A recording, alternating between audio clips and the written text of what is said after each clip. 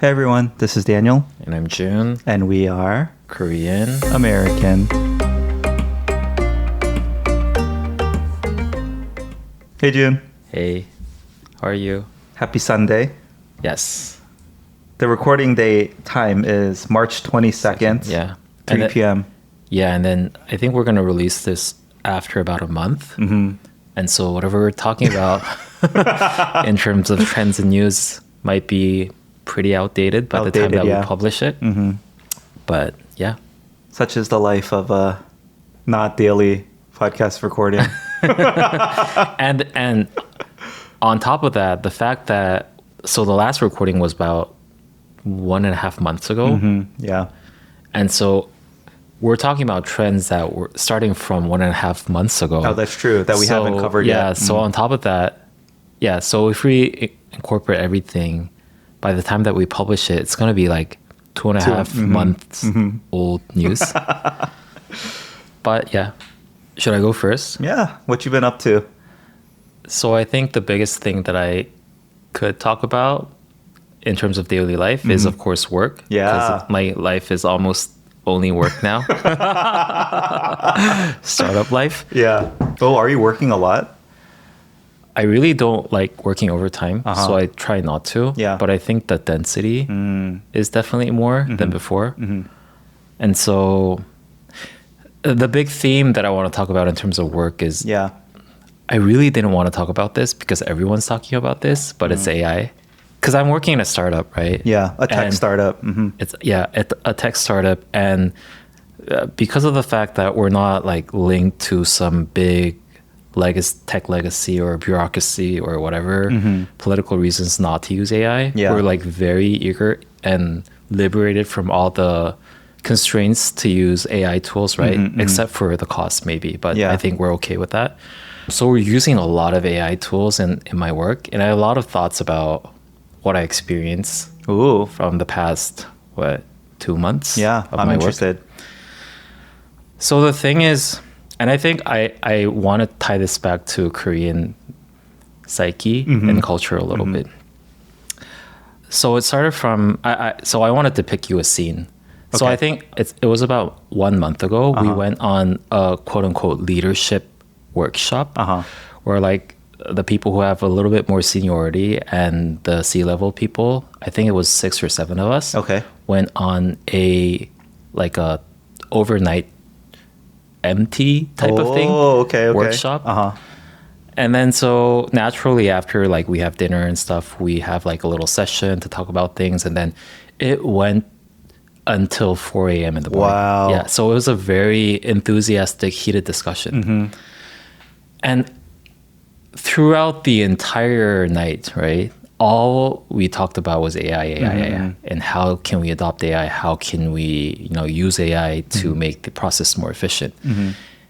And after that, I thought it was kind of weird because if it were to be the same setting 3 years ago, we would have been talking about the product until 4 a.m. We talked about the product for 0 minutes. Wow. That is crazy. And it's all about the process, and how are we going to make it efficient, right? That's number one. Wait, there were other sessions about the product, right? But that first session was about AI. And how do you incorporate it into your process at work? I don't think we ever talked about... For the entire MT trip? The value or how we want to think about the product.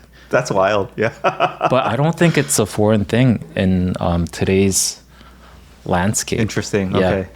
Scene number 2, every time I go into like LinkedIn or Threads, like granted it's because of my algorithm is set that way, but all I see is like blah blah blah is dead. Now that like Claude or whatever and I did this and this and this in like one day, which was supposed to take like at least 3 months in like whatever with like 100 team members, right? Totally. And every time I see this, I don't ever see what they actually made and what value they brought to the world, right? And so I think we're in this era, and I hope this is a transition phase where we only talk about the process of how efficient it became rather than what actual like intrinsic value that they introduced to the world. Totally. Another thing when you see these posts, I think I know what you're kid gonna you say. not. Yeah. No, every time they throw in this word, we use AI and made this so efficient. Yeah. So that, quote, we could focus on the thing that really matters, unquote. Yeah. And I don't know what that is. They never actually mentioned. They never the thing actually mentioned matters. that. Yeah. And I grant you 100% Yeah. what they're doing with that spare time is talking about how they can make it more efficient. Again, yeah. And so there is no end goal to what this is, right? Another thing, I feel like in today's, there is no limit in which what you can ask to do Yeah. to your employees, both in terms of the time span and the range of work. And at the same time, there is no justification to say no to that, Yeah. right? Yeah. Like, because with AI, you're Yeah. capable of almost anything. yeah. Yeah. And the crazy thing is like, you can actually do it. Yeah, you can actually do it. But you know what the problem is? I think the big problem is that there is no self-efficacy, right? Back in the days when you did something that sounded so outrageous, but you did it anyways, Yeah. it was like, wow, like that guy's really good, Yeah, right? yeah. Like, and then you get praise for that, and then you feel a sense of pride, right? Yeah. There is none of that now. Of course, yeah. Both on the whoever asked for that job and for yourself as well. And it's crazy. It's Yeah. like, I think, so like last week, I think I did a pretty good job in like doing this very extensive paperwork or like document work. Yeah. Of course, like with the help With of the help AI. of- But I thought it was pretty good, right? It's like, so like, okay. Yeah. Right? Cool. What else did you do? Yeah, and then we move on. And I think this is a really big problem in the Oh, workplace. Yeah. And whenever I interact with, let's say, the engineers, right? Yeah. And I ask them to do something and they did it really quickly. I'm Yeah. like, wow, like this was really good. Yeah. And they always have this like a sense of embarrassment saying like, oh, I didn't do it. AI did it. Yeah, Yeah. AI did it. And so like, now I'm starting to think like, what's the whole point of this whole AI thing? Like, Yeah. we really have to think about what that quote unquote thing that really matters is, right? Whether that's going to be like that discussion that we didn't have about like actually thinking about the product, Yeah. or like some really deep talk about like how humanity should go against this AI thing, right? Oh, I see. None Yeah. of that is happening right now. Sure. It's all about the process, and methodology. The thing that I wanted to tie this back to Korean culture and psyche Yeah. is I feel like Korean people are very good at thinking about the technicalities rather than the actual goal. Yeah. I first felt this when I was in grad school because I had the opportunity to interact both with Korean people, like Korean students, international students, Yeah. and I want to say international students because they are actually the international, like Yeah. people from all around the world, right? Including American people, Yeah. right? The way that they react to something that they think is really good and want to replicate that, right? I think a disproportionate amount of Korean people always ask, what tool did you use to make this, right? And that's really the question for non-Korean people, Yeah. I thought, right? Like, wow, like what did you want to achieve, right? Like they think about what the value of this is. Yeah. And I think Korean people tend to think about the technicality or methodology of how to do this. And so in this era of AI where methodology is like such a big thing, right? I think people are so obsessed and excited about this, Yeah. right? But I think there's that very important missing part of Yeah. like, What's did it you for? actually do, right? So that's my daily life plus my rant on AI. Wow. That's a lot to digest. Yeah. I need some time. I always like to make a swimming analogy on this, even before AI. Yeah. So when you first learn how to swim, right, there's so many things to intake because you have to move your body in different ways at the same time. Yeah. And there's so many things that you have to think about, right? About about like your head tilt, Sure, and then you yeah. have to do the pa, and then while you can't like bend your knees and you have to have it straight, and then you have to think about your strokes and everything. Yeah. But then, so these are, I think, all the technicalities and methodologies. Once you go past that, you feel this sense of everything clicking together. Yeah. You're not really thinking about everything individually, but then like you go up onto a higher level of, I think, the phenomena maybe. Like I just think this way in certain feeling, Yeah. and then everything just goes smoothly and perfectly, right? Sure, yeah. I mean, of course, you have to go through that process of like really perfecting each individual movement to get to that level. I'll push back on that, but yeah. So I feel like in that analogy, I feel like Korean people are always just very focusing on the individual parts and methodology technicality, Yeah. rather than moving up to the next level of like, what's this holistic thing gonna do? Totally. Yeah. Okay, so that I can 100% agree with. I've commented on this many times before. Let's take how Koreans learn sports as an example, because you brought up swimming, right? I think I told you this. Our kids, when they first entered into a swimming hagwon or swimming academy in Korea, I think for 6 weeks, they were just practicing like, again, some of the, let's say, more technical details of swimming. So they were practicing breathing. They were practicing strokes. They were learning the exact right form for everything, the exact angle. And they were just practicing this, right? And then after 2 months, I asked my kids, like, oh, have you guys swam yet? Can you go from one end of the pool to the other? Yeah. And they're like, oh, we haven't even tried that yet. I mean, come on, that is ridiculous, right? Yeah. Like in a US swim program, right? The first thing they try to get you to do is just figure out some way to swim from one end to the other. You can doggy paddle. It doesn't matter how it looks, how efficient it is. Can you go from one end just a little bit on your own?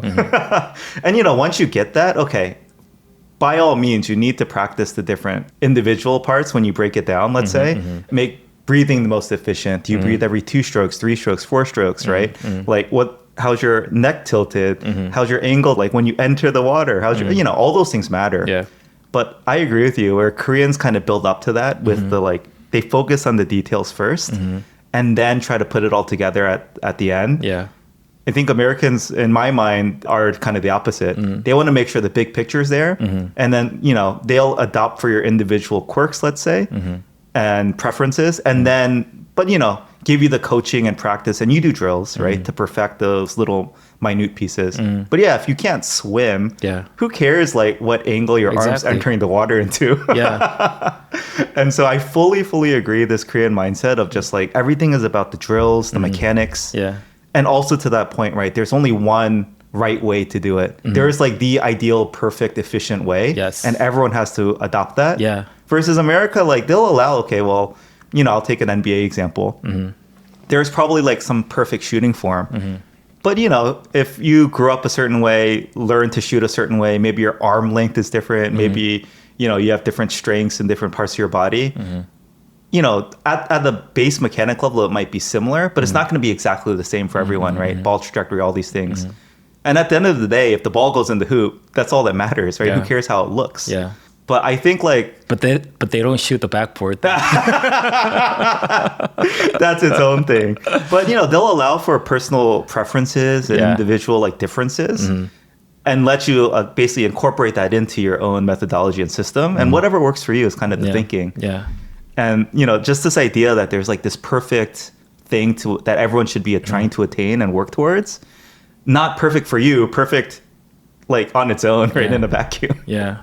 So that for sure I can start by responding to that. 100% agree that's the Korean mentality. And it's something I don't get. Yeah. Again, like every topic is like in this podcast, it goes back to homogeneity. Oh, you think so? It's because everyone grew up in the same culture. They're pretty much the same, like genetically almost. Yeah. There is kind of like the right way to do it because everyone's not that individualistically different, right? I mean, I don't agree with that. I mean, it's less so. There is less variation for sure in the population. And so it's very easy to go into that trap hole of thinking that there is this one idealistic, perfect way to do things because a lot of the times it is true. Yeah. Because you're pretty much the same, right? I mean, I just don't agree. There's this word called 정석, right, in Korean, which means it's the right way. And I think that is a very important concept in the Korean way society. that Korean people think. What is the 정석 way to do things, right? Yeah. My God, like there's this math solving book or whatever. Yeah. What do you call that? Like A workbook. A workbook. Math that is like workbook. considered as like like the Bible of Korean math education, and that was called 수학의 정석, like the 정석 of math. Okay. Yeah, Yeah. and I think that's very ingrained in Korean psyche. Yeah. What's really interesting though is, you want to add something? I just have to that? say, like, I just don't agree with that though. The fact that You're taking it as a granted, like, oh, of course there is a perfect or ideal way, optimal way to do something. yeah. But I just don't agree. Like, it's always going to be based on the individual's unique, like, differences, right? It's not that different though. And I can tell you this by the fact that working in the tech industry, try to make like different products, right? Whenever we try to build something that is like a quote unquote recommended section, it just never works. Has to be universal. Yeah. Because it's all this, it's pretty much the same list for everyone. So there's like less diversity on people like. I guess what I'm saying is this is more emblematic of Korean psyche and how they think that there is a perfect way. Yeah. Rather than the lack of genetic diversity or variation. No, I think that's I'm not objecting. Korea's a more homogenous society than America for sure, but there are differences. Yes. The problem is Koreans don't think individually; they think collectively. Yes, I'm not objecting to the fact that there is a variation of the preferences and affinity for people to do things. Yeah, but I think it's less so. Agreed, it's less so. Yeah, and so it's so easy to gravitate towards this misconception that there is this one perfect way. I agree that is an easier trap to fall into in Korea. But I promise you, there are countries out there that are just as homogenous. That are more individualistic in how they think, and recommendations and personal preferences and things like that are way more, I guess, commonplace and commonly thought of as mattering. One other interesting thing that I thought of was this paradox between how Korean people can also be very abstract, right? Because, like when we talk about like the Eastern way of thinking and Western way of thinking, it's always like the analytical versus the abstract. And in that sense, the Eastern way of thinking is always described as being more abstract and more high level, right? Yeah. But it's such a paradox, right? Because I think it's in Eastern culture in general, I think they tend to gravitate towards fixated in the methodology more than like the big picture, I think. And so I thought, like, where's this paradox coming from? Yeah, it is interesting, yeah. And I think my conclusion is that like the Eastern way of high level thinking is so abstract in a way that you can't really put it down to the physical level. I see. Like the thing that they're describing is so out of the world that you don't know how to connect what to do to achieve that goal. I see. Whereas like the goal, like the analytical aspect in the Western society is that like you break down the goal into individual and therefore you're analytical. It's always scientific, but then like repeated. That sum of the individual always leads to the goal, right? Yeah. It's like the OKR thing. But in Korea, the OKR is so high level. Yeah. You don't break it down into actionable or measurable subcomponents. You don't. Or either it's impossible. It's just impossible. Because it's so abstract. Yeah. So I think there's like this... It's so interesting because Korean people, while they're so focused on the methodology, but they're also very accepting towards like the super... abstract goal. Yeah. About like the things that the mudangs say almost. They always speak in such an abstract way that can be applied to anything, but also cannot be applied to anything, right? I know what you mean. Yeah. I want to talk about efficiency. That was another thing. Yeah. Because do you think Koreans are obsessed with efficiency? Yes. Overall, yes. In society, I agree with that. In methodology and workflow, I agree with that. But isn't the Korean mindset more that like, I'll just work harder even if it's not efficient? Like I'll just put in do the work, put in more hours. And even if my methodology is not efficient, I'll still get the work done at all costs. That is the methodology though. Of working but it's not efficient. Efficiency as defined by output over work. Yeah. Right. So you want to work less, but get more done. I feel like Koreans are just they're not efficient. They just get more done by working more. But in a strange way, I think that's also somewhat relating to pursuing efficiency. It's because if they think putting more hours is the right way, They'll maximize that. Therefore, there's less probability of failing I see. if you follow the right way. Oh, if you follow the right way. Yeah. It's like that 100-hour rule or whatever. If you put in a certain amount of hours, Sure. right, you are almost destined to reach that goal almost. But that's not the 10,000 hour rule. The 10,000 hour rule. Is that 10,000? That is like a necessary, but not sorry. What is it? But it's not efficient in nature though. No, but the 10,000 hour rule is, I think, a necessary but not sufficient prerequisite. It's like that's one of the things you have to do. But even if everyone does 10,000 hours of something, they're not all going to reach a level of mastery, right? So you do have to put in the time, but I think... So I think that level also of like that faith of if you put in a lot of time, I will succeed is almost going to that abstract belief level. I could see that. It's almost like a belief system. So the Korean mindset is, okay, there's some right way to do it, and we're all going to do it. And then the only other factor in now is how much you work. And then if I just work more than my neighbor, I'll have more success than them. Because we're all doing the same methodology, right? We're all solving problems. We're trying to work hard in the same manner. And so it's just the only factor we can put in is just raw manpower. How many hours are we going to put in?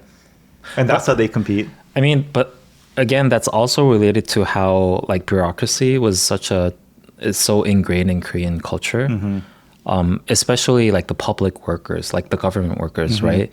They don't go up a grade by meritocracy. Yeah. It's just like the hours Years of work. So it's never like you don't even have to pursue efficiency. Yeah. Because no matter how efficiently you work, it doesn't matter, right? Yeah. So I think that's very ingrained in the Korean psyche too. But see, I want to get back then to my earlier point. And I'm trying to see, I'm trying to like lead you to see if you agree that Koreans aren't that efficient. They don't care about efficiency as much.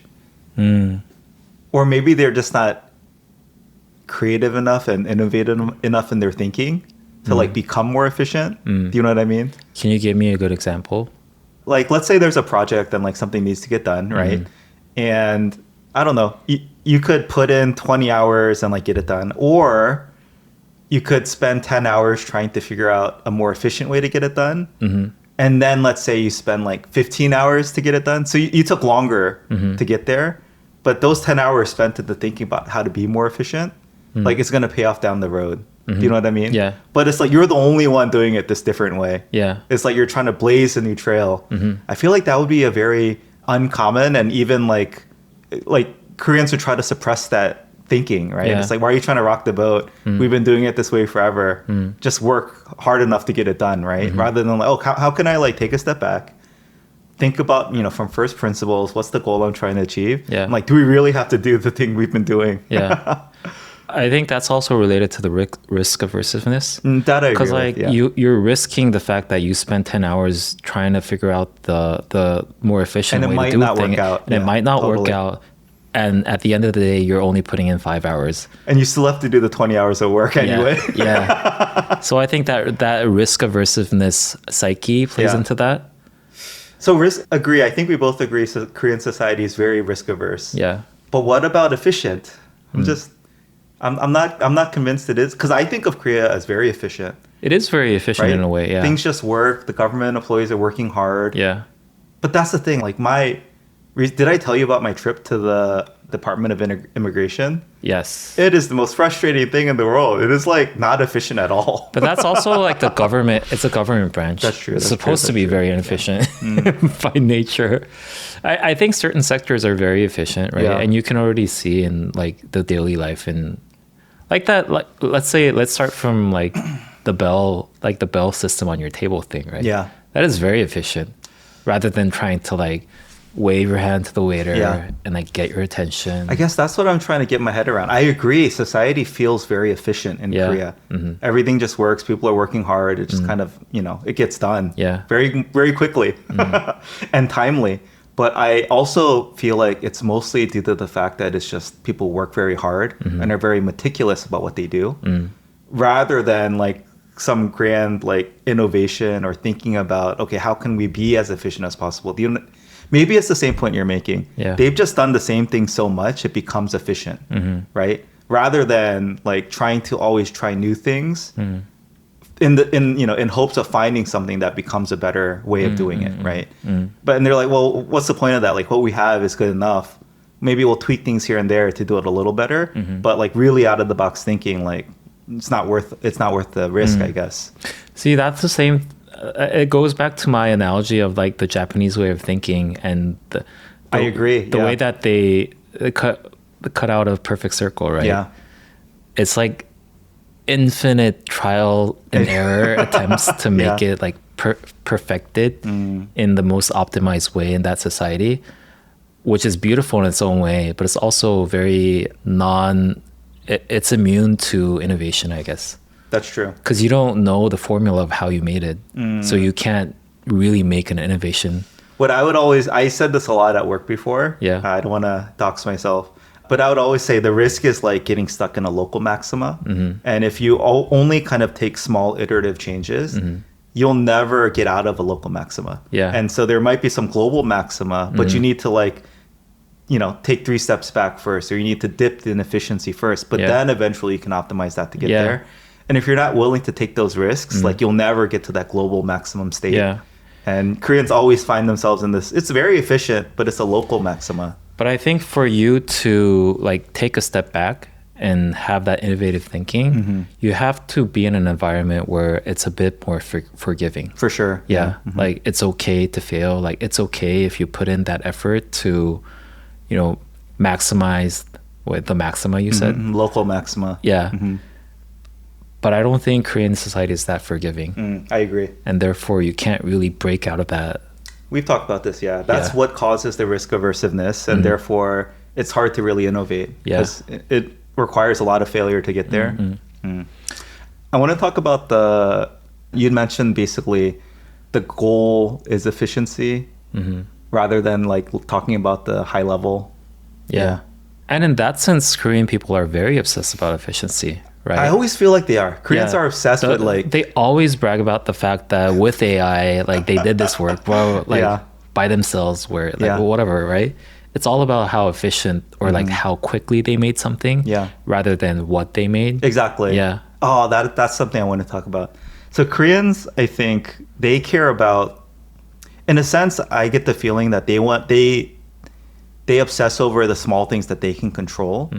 And like the grander, broader outcome of a company, for example, they don't really get as involved in or really think about that much, right? Like you're at a small company. Yeah. Everyone's just trying to do their job, right? And do it as best and as efficiently as possible.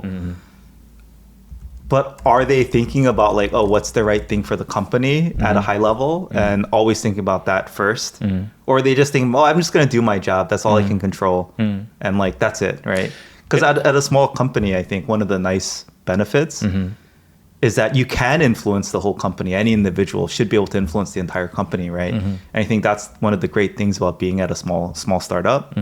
But I want to know, do you think your startup thinks that way? Like, line engineer, line designer, line PM, are they thinking about like, oh, what can I do? What should the company be doing at a high level? Line as a company line? Sorry, like line as in like individual worker. Oh, okay. Yeah. Not manager, not leader. I think it's very easy to not think that way. I don't think this is limited to Korean culture. I think in any bureaucracy or a structure, right? When like you're broken down into like this really small cog in like the big machine, right? It's really hard to think that way. And I think there was this famous saying in, I think, Netflix working culture where they prefer employees who would like pick up the trash, right, in their company. And I think that's like them trying to express that symbolic they'll do anything. Yeah, thinking about the company first, right? You know what's kind of ironic is in this AI era, it's easier to think that way. Think in a more holistic way. Because like your boundaries are so blurred, right? So you're just like an employee, not like an engineer or a designer anymore. Like it's easier to think in a more holistic way. I think. Yeah. Yeah. Oh, okay. I had something else that triggered for me because you were talking about at the beginning how in this AI world where everyone can do everything very quickly and better than before, Yeah. it's just taken for granted that's the case and no one gets satisfaction or whatever from that. Yeah. Nor do you give recognition to others, right? The point I want to make is that I suspect Koreans are looking more for external validation from their manager, from their peers, from someone else than Western societies and Americans are more kind of intrinsically driven from themselves. Yeah. And so the way I would think about it is like, if I recognize I'm able to do what used to take me 10 hours in 1 hour, or I can do something I couldn't do before, but now I can, I mean, that in and of itself is going to make me very happy, very proud. I'll feel like amazed at my own capability. Yeah. Yeah, I mean, it's nice to hear from other people like good work. But what matters is like, I know I'm being more efficient. I know I'm doing much better. Yeah. And I suspect in Korea, because it's more relational and you don't think about yourself as an individual as much. It's like, unless my manager or someone else is telling me that was amazing, great work, like, how'd you do that? It doesn't, you don't feel as validated because it's not coming from within, or you're not used to giving yourself praise in that way. But I think the problem is that it goes both ways. Like intrinsically within myself, I don't feel like this is the work that I did either. Oh, really? Yeah. Oh, I'm the opposite. And also, this is somewhat related, not directly related, but you also think about like, what's all this for, right? Because if I did work that's supposed to take 1 week in 2 hours, it doesn't mean that I can rest for the next 4 days, right? And so this is just like this infinite loop of trying to squeeze every part of whatever human can, like the human can do. And I think I really want to see a world in which AI really benefits humanity in a way that you really don't have to do things anymore and have more free time. Yeah. And I think right now what really worries me is this. People are just working more than ever. Yeah. It's like when the smartphone first came out. Yeah. They also claimed like you can do this very easily and you can spend more time on whatever really matters, right? Did that really happen? I don't think so. We have less time because we have more time on our phones. And I think we're like very rapidly going to that extreme. Another thing that triggered what I was about to say about the fact that Korean people really like to have external validation. Yeah. I think that is somewhat related to the fact that they never reveal what they actually made. Because that's like a value thing, right? And so it's very easy and vulnerable to being judged. Whereas like the objective, like the objective matter of how the process became shortened or how like this is 5 people's worth of work that I did alone is an objective thing that no one can object to. That's always good. And I think there's no negative. And so because of that, I think people tend to just focus on the process more. Because it's like, objectively good. Right? Yeah. One final thing I'll bring up is, in your example, I think Koreans always are trying to hit some work hour quota, right? It's like very focused on how many hours did you work. Yeah. I was shocked even when I was working in the Korea, for the Korean company. Even as a salaried employee, they still had me doing timesheets. Yeah. Like when did you start? When did you end every day? Yeah. And I know they don't look that carefully, but that's still the mindset, right? Yeah. Salaried employees in the US, you're not keeping track of your work hours at all, right? Yeah. And I think it's more the idea of like maybe it's full circle now to how you started the conversation. Koreans focus mostly on like how much they're working and how they're working. Whereas in, let's say in an American mindset, it's like, well, my goal this week is to get this done. And if it got done in 10 hours, okay, like I actually can kind of take off 30 hours. Eventually, of course you're going to stay productive and do something. But the goal was to get it done this week. I got it done. It doesn't matter how much I worked. It doesn't matter how I did it. I got it done. And so it's much more outcome driven. And in that mind, you're always thinking of like, what is this work building up to? What's the thing I'm producing? What's the outcome? What am I launching? Yeah. Not necessarily obsessed over how much did I work and how did I work. Yeah. It's like, what is the outcome of my work? And did that get done? It doesn't matter how I got there. I'm good, right? Yeah. Whereas I think Koreans are like, well, I didn't hit my 40 hours this week. It doesn't matter how much I did. I got to keep working. Yeah. And I think therefore it will, all the things with Korean culture where it's like, people burn out and are overworking and things like that. I think it's more conducive to that because of this. Yeah. This focus on, again, how much you're working and how you're doing that work rather than like, what are you doing and what's the outcome of that work? Yeah. I think it's related to two different things, I think. Number one is because it's such a relational society that your reputation really matters in the company. And like, if your reputation is that person slacks a lot, even though they did their work, but you see them just like slacking off a lot. Yeah. I don't think that's good for your reputation. Even if they get everything done and do it to a high quality. But like, yeah. I mean, I guess so. But I think it's very rare. Yeah. That someone can do something in such a high quality in a drastically short amount of time. Oh, okay. I think it's kind of rare. I think the deviant is not that different. But if you came across such an individual, Yeah. would you be just amazed at how good they were and how much they can get done? Or would you be like, oh, but they're not a hard worker. They should be doing more. To be honest with you, I would slightly gravitate towards the latter. Oh, really? Because if you did that work in that short amount of time, Yeah. like why wouldn't you find more work to do?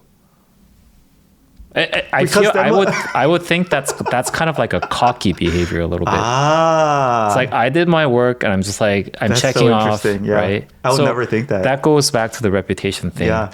The other thing is that I mean, their reputation for me would be like, oh, they're so good. They get the work of a person done in like half a day. They're amazing. But then why wouldn't you help my work then if you have a lot of time? In my mind, again, I'm a big believer of show me the incentives, I'll show you the outcome. Yeah. So if the incentive is to get the work, get the work done as quickly as possible, then you have more time to relax. Yeah. You're going to figure out an efficient way to get there. Yeah. But if the goal is to just work 40 hours, okay, I don't care how I put in those 40 hours. Yeah. I'm going to hit it regardless. Right? So let me do the least work. Let me make it as pleasant as possible. Yeah, but it's also like, I think it's sort of, again, rare. That situation is rare because in a company context, it's rare that you're only doing an individual work in your little silo that you can just finish and then you can check off. I would love to work in some environment like that. It's always interrelated to some other team. That's and fair. collaborative work. So like when you say I'm done with my work, I'm like, well, come help me out. Yeah. And the other thing that I wanted to mention is somewhat related to the labor laws in Korea. Yeah. The reason why like you're punching in and punching out is so important is because you have to pay the overtime. Yeah, that's and true. so that's kind of a technicality, I guess. Yeah, that matters. Yeah. Hold on, there's just one quote I want to pull though. I'm literally Googling lazy engineer quote. Yeah. So Bill Gates, apparently, June, said, I will always choose a lazy person to do a difficult job because a lazy person will find an easy way to do it. Right? It's like, if you're not in here, and, a lot of people say the best engineers are lazy engineers because they don't want to work that hard. So therefore, they'll find the very efficient way to do it. Yeah, that is true. Like, does that quote, how does that resonate for a Korean? It reminds me of this saying in Korea. There's this 2x2, so 4 different types Quadrants, of people. sure. It's sort of like the work personality MBTI. There's the 멍부. Mong is dumb.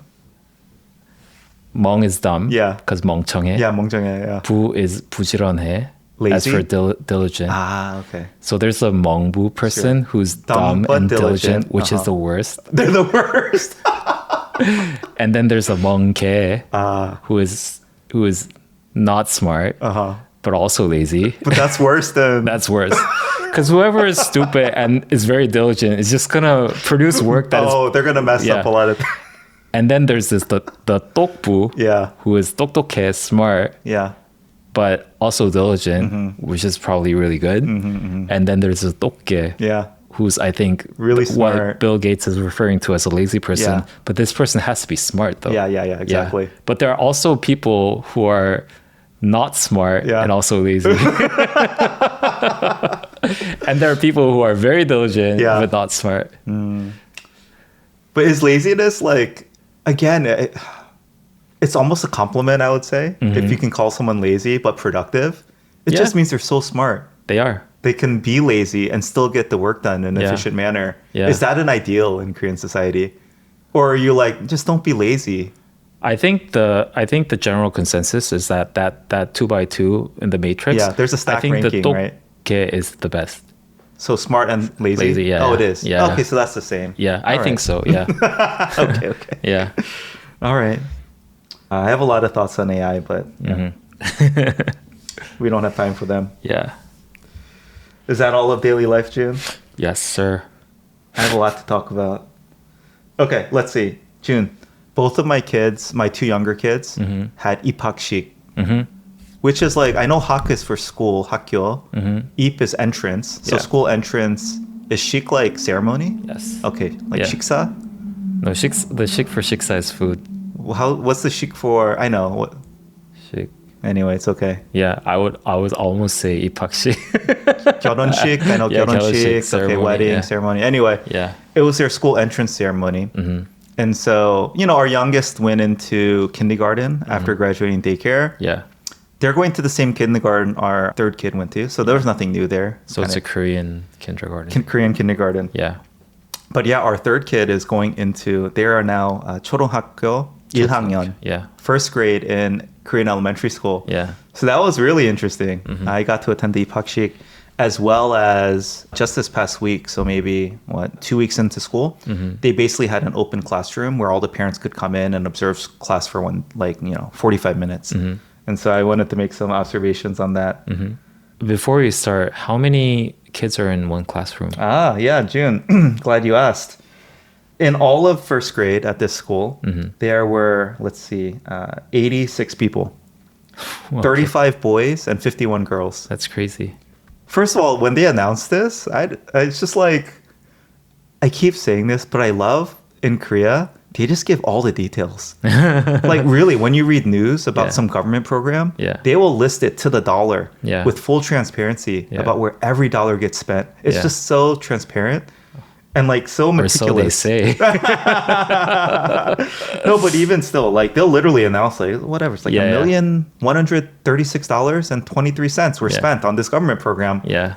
You can't find that sort of detail in the US. But yes, in my daughter's first grade class, there are, let's see if I can do math, 86 total students. Yeah. Split across 4 classrooms. Yeah. Yeah. When so just 21 kids per class. Per class. Yeah. So when I was in elementary school, because I was in the same system, right? Yeah. There were 13 classes and about 50 a class. So there were 13 times 50 people in your grade? In my grade, yeah. That is crazy. Yeah. So in elementary school? Yeah. Wait, what is the math there? 13 times 50, 500, 650 first graders? Yeah. That is huge. So think about the declining population. That is wild. Yeah. That is crazy. Yeah. Apparently, enrollment rates are going up, though, because in years previously, there were only 3 classes. So now they're up to 4 classes. Oh, what happened in that year? There's some things, yeah. Was it that golden peak? Yeah. We want to talk about that. But, okay, during the Iphaksik, they started off, they did the Pledge of Allegiance, I believe. Is there a Korean Pledge of Allegiance? Yes. Okay. You still know it, right? Yeah. Okay. And they changed it. Oh, they changed it? Yeah, a little bit. I couldn't remember a single thing about it, but they were, it was the Korean version of the Pledge of Allegiance. Because there was a part in the Pledge of Allegiance, in the Korean Pledge of Allegiance, saying that I would sacrifice my body and soul. But they got rid of that. Yeah. Okay. Because that was kind of, I think. Can you say it or? Yeah. In Korean? Yeah. I want to hear it. 나는 조국과 민족의 무궁한 영광을 위하여. And so this is my version is the old version. 몸과 마음을 바쳐 Wow. 충성을 다할 것을 굳게 다짐합니다. Can you translate it for us? 나는 조국과 민족의 무궁한 영광을 위하여. So for the ever prosperation of my homeland and my people, I would sacrifice my body and soul. And what is 충성? I would basically salute. Oh, okay. Yeah. The country? To that, yeah. But if they drop that middle part, it's kind of short now, right? No, I think they changed it They to changed another something thing. else. Okay. Yeah. 국회에 대한 경례. 나는 자랑스러운 태극기. Wait, it changed a lot. Oh, really? Oh, and I skipped the part where I say 나는 자랑스러운 태극기 앞에. Like I stand in front of my proud flag. It changed as like I would do this for the liberty and justice of Korea. The country. Yeah. Okay. I don't know if it's worth comparing to the American one. Are you curious at all with the American? I know that. I already did it in the podcast. Yeah, you memorized it. Okay. When you were there for 2 years. Yeah. After the Korean Pledge of Allegiance, they sang some song, but I want to know if you recognize it because I don't know what the song is. I couldn't tell you the melody, but it mentioned Baekdusan and Mugunghwa. Isn't that the Korean national anthem? Is it the Korean national anthem? Yeah. Baekdusan? Yeah. Okay. All right. I honestly couldn't tell you the Korean national anthem. Oh, you don't know the Korean national No. anthem? I think I would recognize it though, because I've heard it in enough like Olympic ceremonies. 동해물과 백두산. That's it. Yeah. Apparently, I wouldn't recognize it. Yes, and then Because like even if you see like the Olympics where they play the national anthem, Yeah. you rarely the you hear lyrics. it with the lyrics. Yeah, maybe that's it. Yeah. I didn't recognize the lyrics. But yes, after that, they gave some stats about the school. The principal came and talked. I thought this was interesting because the principal was talking to the parents, right, of the first graders. And he mentioned things like, okay, the goal for kids is to live happily on their own after graduation, which I thought was very interesting. Isn't that good though? I think it's a great thing, Yeah. but I think it needs to be enforced more in the Korean system. No, basically he was like trying to guide the parents, right? And I'll talk about more other things. Like he also said, it's their kids' life, it's not their parents' life. So let the kids live their own life, right? Who's the main? Basically, he said like who's the most important in their life? Yeah. It's themselves, right? And so it's not you, as parents. And I think he also said again like the goal is to let them become more independent, and even gave an example of a student who committed suicide, and like seems like really that to me was like, oh wow, like this is just an entrance ceremony. The principal is it's more of an upbeat. It should be kind of happy, but I think the principal was using it as a way to like really enforce some let's say guidance and thinking and boundaries, so that the parents can start to form these healthy He boundaries. mentioned the word suicide. Yeah. For a first grader, Iphaksik. I don't know if it was a first grader who killed themselves, but he said basically the student later on in their life. I know, but still. But this is the consequence if you don't start to create these boundaries and like put too much heavy. pressure. I thought it was very inappropriate. Whoa. By the way, did you have a live translator? No, my wife was there with me, so if I had questions, she could answer them. I see. Yeah, but I understood like 60%. Oh, nice. Basically it's like, to the students, it's like the way that I guess the school's values are, is it safe for me? It doesn't harm others. I can learn through failure. And again, I'm the main character in my own life. So I think trying to help them think of themselves as more independent. Again, it's okay to fail. So reinforcing that theme earlier, I think Korean society needs more of this, like acceptance of failure. And yeah, safe for me doesn't harm others, I think is like a pretty universal principle. But yeah, overall, I don't know. It didn't feel as, I guess, celebratory as I thought it'd be. Felt a lot more kind of sobering and serious. So yeah, I think it's the character of the principal. maybe that's a little true. bit. If he mentioned, He was those things. And I don't know if I should say this. Felt very old school to me and conservative. how old do you think he looked? Late 60s, maybe. Oh, it was very old. Is that old? Yeah. That's my guess. I Yeah. see. I don't know. Maybe this is wrong, but whenever I hear someone refer to their wife as a 집사람, I immediately think, oh, they're older school. They are instead of waifu. Waifu, 부인. I feel like there's other terms now. Yeah. But 집사람 and 아내사람, I just feel like are a little bit outdated, right? Yeah, because in the core of Implication. it, Yeah. They're the house. They stay inside. the house person. Anyway, and then again, 2 weeks later, so last week, they allowed parents to come in and observe a classroom. Oh, so awesome. just warms my heart. I don't know why. Yeah. It's so like the kids are so it cute does, and friendly, and the teacher always said like 1학년, and then the kids go 2반. Like that's like how she gets their attention. You know, US teachers will have all the same things, like ways to get their attention, have them be quiet. But yeah, just seeing my daughter have friends and interact in like, you know, pure native Korean context, I think was cool. And then the activity was they required every student to basically draw a picture. There's like some backstory here, but basically draw a picture of each one of their family members and then describe them in some way. Yeah. And so I felt bad for our daughter because she had 5. That's cool though. All the kids are like drew 2 and they're done, and like our daughter's still working up until the very last minute to finish it. But then actually the classroom had a lot of like technology integrated, and one of them was they had all the students' names up top. And they could just pick a random order for them to come up and present every time. Oh, wow. So our daughter was the first one to go up. Actually, she got selected and they don't had to talk. They're not assigned a number? Oh, she is a number. She's number 6 in her class. Okay. But that wouldn't be fair if you had to present in that order every time, right? So no, because like the way that we did it old school is that if it like they refer to the date a lot. If today's the 13th. Oh, number 13. Come on. And so that's kind of nice in a way because you can be prepared. Yeah. Oh, you know. Yeah. But I want to go through the activity because I thought it was interesting. And to be honest, I don't fully understand it. So basically there was a whole, like, they watched a YouTube video, I think, about something kuma, like kokuma, right? But the way that it was presented was like they had to refer to each of their family members as something kuma. So for example, like I was like, 우리 아빠는 잘 먹구마, like 잘 먹구마, or like my mom, her mom, my wife, she wrote like 잘 화나구마, like someone who gets angry easily or whatever.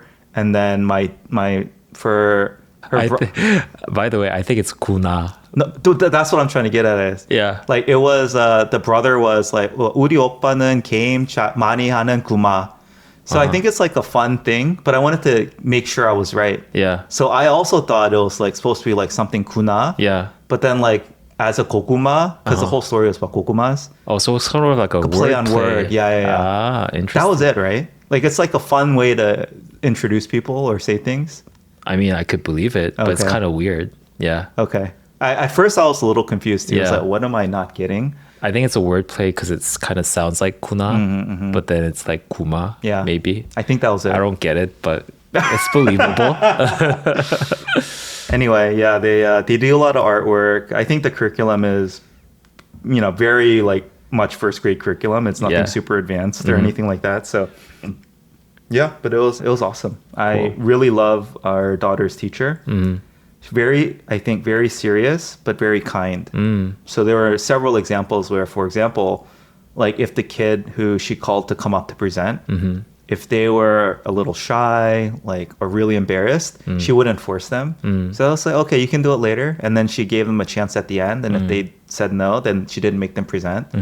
Even though I could see the parents being like, you better present. Like, how are you not going to present? Go up there. Like, what are you doing? Yeah. But the teacher, I think, was very much like, didn't care about what the parents were doing. Yeah. Just focused on the kid and their well-being and mental health. Yeah. So. And yeah, that's it. So I wanted to ask you, like, what was your Iphaksik like, if you could remember? I didn't have an Iphaksik because I started first grade in 1992. That's when true. I came back to Korea from the States. So I started from 2학기, I believe. Yeah. So you never had an Iphaksik? I never had a 초등학교 Iphaksik. Until middle school? Yeah. You already told us your class was like 50. 50, yeah. What was your number? Do you remember? I think I think I was almost the last. Because I was an addition, I think. Oh, yeah. Yeah. Is that a thing? Like, do Koreans remember their number every year? No, I don't think. I think some people who have very good memory would remember their pan. Oh, their room. But I don't think they would remember their number. I mean, some people would, but I don't. It's not like a thing. Unless they were like number one for some way. Okay.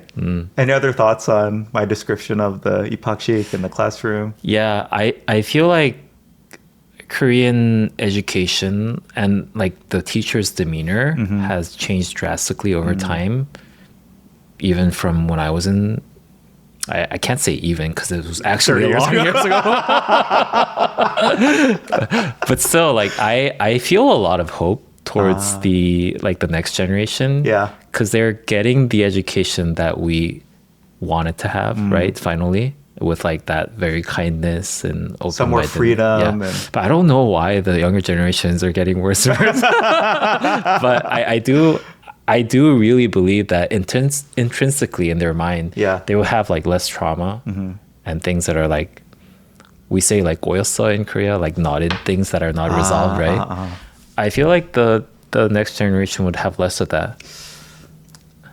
I wish I could agree with you. They would have their own different problems though. I feel like the school can be kind. Yeah. Because everything happens in the hagwon and after school, right? And so I think that's where all the stress comes from. And so the teachers and they're first grade, right? Maybe it'll ramp up as you get older. Yeah. But yeah, I would say overall, I felt like the classroom experience I saw, as far as the heart of the classroom and like what the goals of the teaching is, identical. I didn't see any difference. Yeah. I will say one difference, two differences I'll call it, sorry.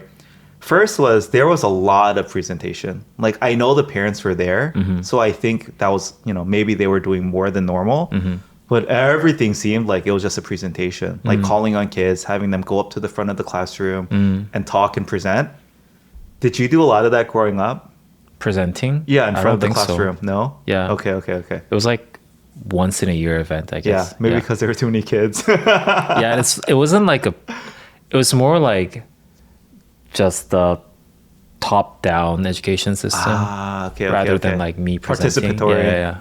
Anyway, I really like that. I don't have any modern experience with the U.S. elementary school system, but I don't remember having to go up to present all the time. And if I did, I would have been deathly afraid and nervous and shy. Yeah. But I think they're really trying to normalize that's really good. Everyone participate. Yeah. It's okay if you mess up. No one, they might laugh at you, but you're not getting in trouble. We're not going to get mad at you. And so I really love that part of the culture. The other thing that's different though is I think they have indoor shoes that they put on after school is over. Yeah. And she has her own cubby. And like her cubby is like so well organized. What's a cubby? Oh, what's the Korean word for it? My daughter also said, "Daddy, what's a cubby?" And then she knew the Korean word for it. It's just like your little box where you store things. Oh, it's like a locker, but okay. There's no. 신발장? There's another word for it. 사물함? I wouldn't know it. That's probably it. Yeah. Yeah. But she had to bring shoes in. And then, the other thing was crazy. Everyone has to bring in school supplies. That part's normal. But they required every single marker in the marker case to be individually labeled with their name. Wow. That's very individualistic. No, it's just for making sure that nothing gets lost, I think. I see. But the reason is in Korea, these basically name stickers are ubiquitous. This is so easy to order online. Yeah. You get 1,000 of these things for $5 or whatever. And so it's just more like the painstaking labor of putting a little label on every single marker, every single crayon, every single pencil. Yeah. It's really tedious. Yeah. But there's something nice about it, actually. Yeah, there's not going to be any conflict over hey, that's mine, or you took yours, or where's your stuff, or whatever. So, yeah. What I remember what I did when I was growing up every beginning of my new year is you get your textbooks, right? And me, when I was growing up, there was a culture in which you wrap it. Yes. Oh, you had that too. Yeah, with paper bags, right? We're more like plastic. Oh, yeah. But you have to go home and meticulously cover each textbook. Yeah. Oh, that's so funny. I did that growing up. Our kids. Wait, is that because you grew up in a Korean household? Oh, maybe. I never thought about it. Yeah. And that's one of the things that your parents help you out with. Yes, my mom always did it for me, actually. Oh, okay. Do you do that too? Do they do that too? See, I was going to say we haven't received any textbooks yet. So I don't think so. Yeah, I don't know. Another thing I wanted to mention when you were referring to the song. First, I didn't think it was a national anthem. I thought it was the 교가. Do you have the school song? Yes. Do you have it in the States? Yes, I still remember my school song in elementary school. Oh. Yeah. The only difference is every school in Korea, I understand, has a song, also a school flower, I Yes, believe. yes. Okay. I don't And a think school bird. and a school bird. I don't Yeah. think my elementary school in the U.S. had a flower, bird, tree, or whatever. Yeah. We had a song we sang, and that was about it. Was it uniquely It a was for unique school. song? Yeah. Because I remember when I was a first grader in an American school, we had a school song. Yeah. But there's this song that I'm pretty sure you know, but they just changed the lyrics. Oh. It's like, this land is my land, this land is your Oh, we land. already talked about this. In the U.S., you had this. Yeah, Yeah. that was my school song. So my school song was also the same melody as a famous song. Oh, okay. But just with the lyrics replaced So for the school. Yeah. I see. So, see, that's the difference between Korean school songs and American school songs. Oh, they're like really unique. They compose the song. That's crazy. Yeah. Oh, okay. That's cool. So I remember all my elementary, middle school, and high school songs. I think it's cool. Every school has like you said a bird. Yeah. But that's School like bird. no one really knows. I think the The thing flower's that, more famous though. No, I think the only thing that matters is the song. The song. Yeah. Okay. I think the bird and the flower is just like a technicality. You know that, like, I think that's a Korean thing. Having- Or I think that's a Japanese thing. Every municipal has a bird and a flower and a tree. Even the nation has a flower, a bird. I mean, in America, each state has its own state bird, state flower. I think. Yeah. Oh, they do. Yeah. Maybe it's universal. I guess. But growing up, June, you had uniforms, right? Not in elementary school. Oh, Only in middle school. It starts in middle school. I think private elementary school sometimes have Okay. 교복s. Okay. Yeah. Our kids' elementary, I do see the nearby middle and high school, and they still have uniforms, I believe. Oh, I was a little surprised. I thought maybe it had gone away. But they still have school uniforms, but elementary does not. But you're saying that's not new. They've never had uniforms. I think a uniform is a big deal in Korea. But starting in middle school when you grew up. Yeah. Okay. Especially in Korea because of, like, I think there were problems. This wasn't a problem when I was growing up, but I heard that in modern day Korea, like, kids judge you by the thing that you wear. Sure, And so therefore you're make it it's- standard. yeah. And then they just make it very expensive so that No. schools can differentiate from each other. I have beef with the modern Korean 교복s. Yeah. Because they just look like, because Really it's all expensive. about the efficiency, I guess, Oh. in Korea. Uh-huh. Because when I was growing up, it was more like a formal thing. It almost looked like a suit. Oh, you think it's become too casual? Yeah. Yeah. There's no class. You're so old school. Okay. Yeah. Anyway, I am so happy that our kid gets to experience the Korean elementary school. Congratulations. Yeah. Did you bring flowers? Or is that not a Iphaksik thing? We did. I think we did. Yeah. I heard that it's more of a 졸업식 thing now, like the graduation thing. We did it for both. Yeah. Cool. Mhm. Oh, did I talk about this last time? June, did I talk about how I recognized the Korean restaurant by its banchan? No. Oh, okay. This was fun. Fascinating. So my wife ordered from a quote unquote new place on Kupang, yeah. and I was eating it, and I was like, What was the menu? this seems very familiar. I'll tell you. Okay. I was like, are you sure we haven't had it? And she was like, no, it's new. I've never ordered from here before. And I was like, I feel like I've eaten from this restaurant before. So I started doing some research. Okay. I recognized it because of the muk salad. Uh-huh. It had extremely coarsely chopped veggies.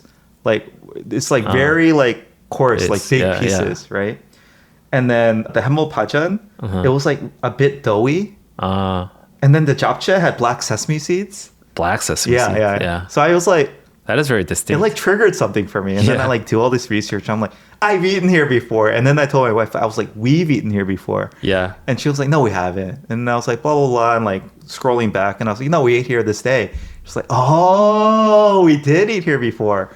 And then she was like, how did you know that? And I was so proud. By the banchan. I was like, the banchan is like so unique, right? The black sesame seeds. It's so... The mook is like really coarsely. It wasn't that recently. It was like a year ago. You know, that is a very fascinating part of you.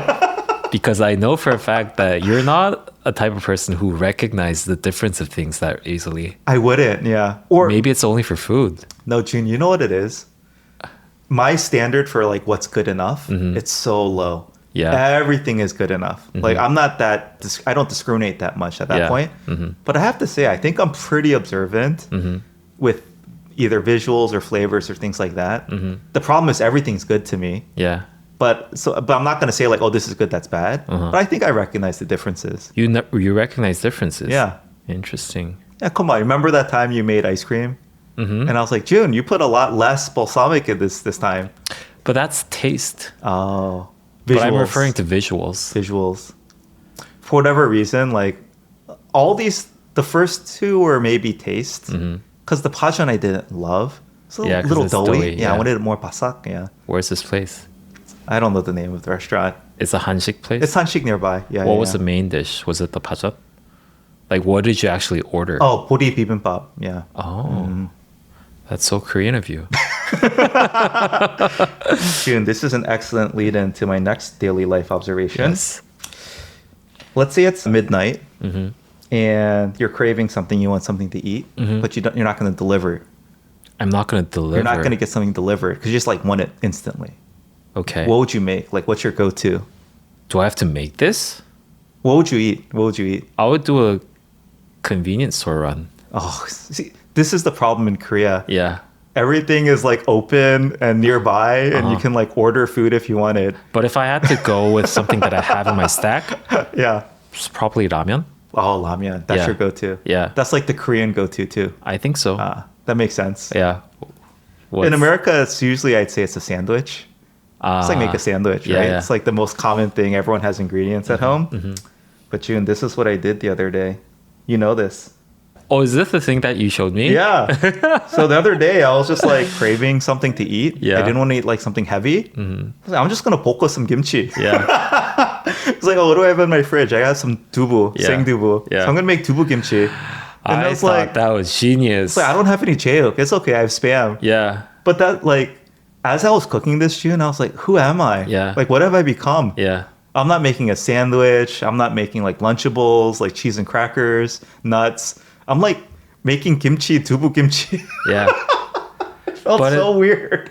But it's such a good, like, symbolic, it like shows your identity. I feel like it's reflective of that. It's like dubu kimchi, but it has spam. Namyeon I would have made, but it's Yeah. like I try not to eat it too much. It's so unhealthy. Yeah. But I was like, I have like, oh, kimchi. I'll just bokka it.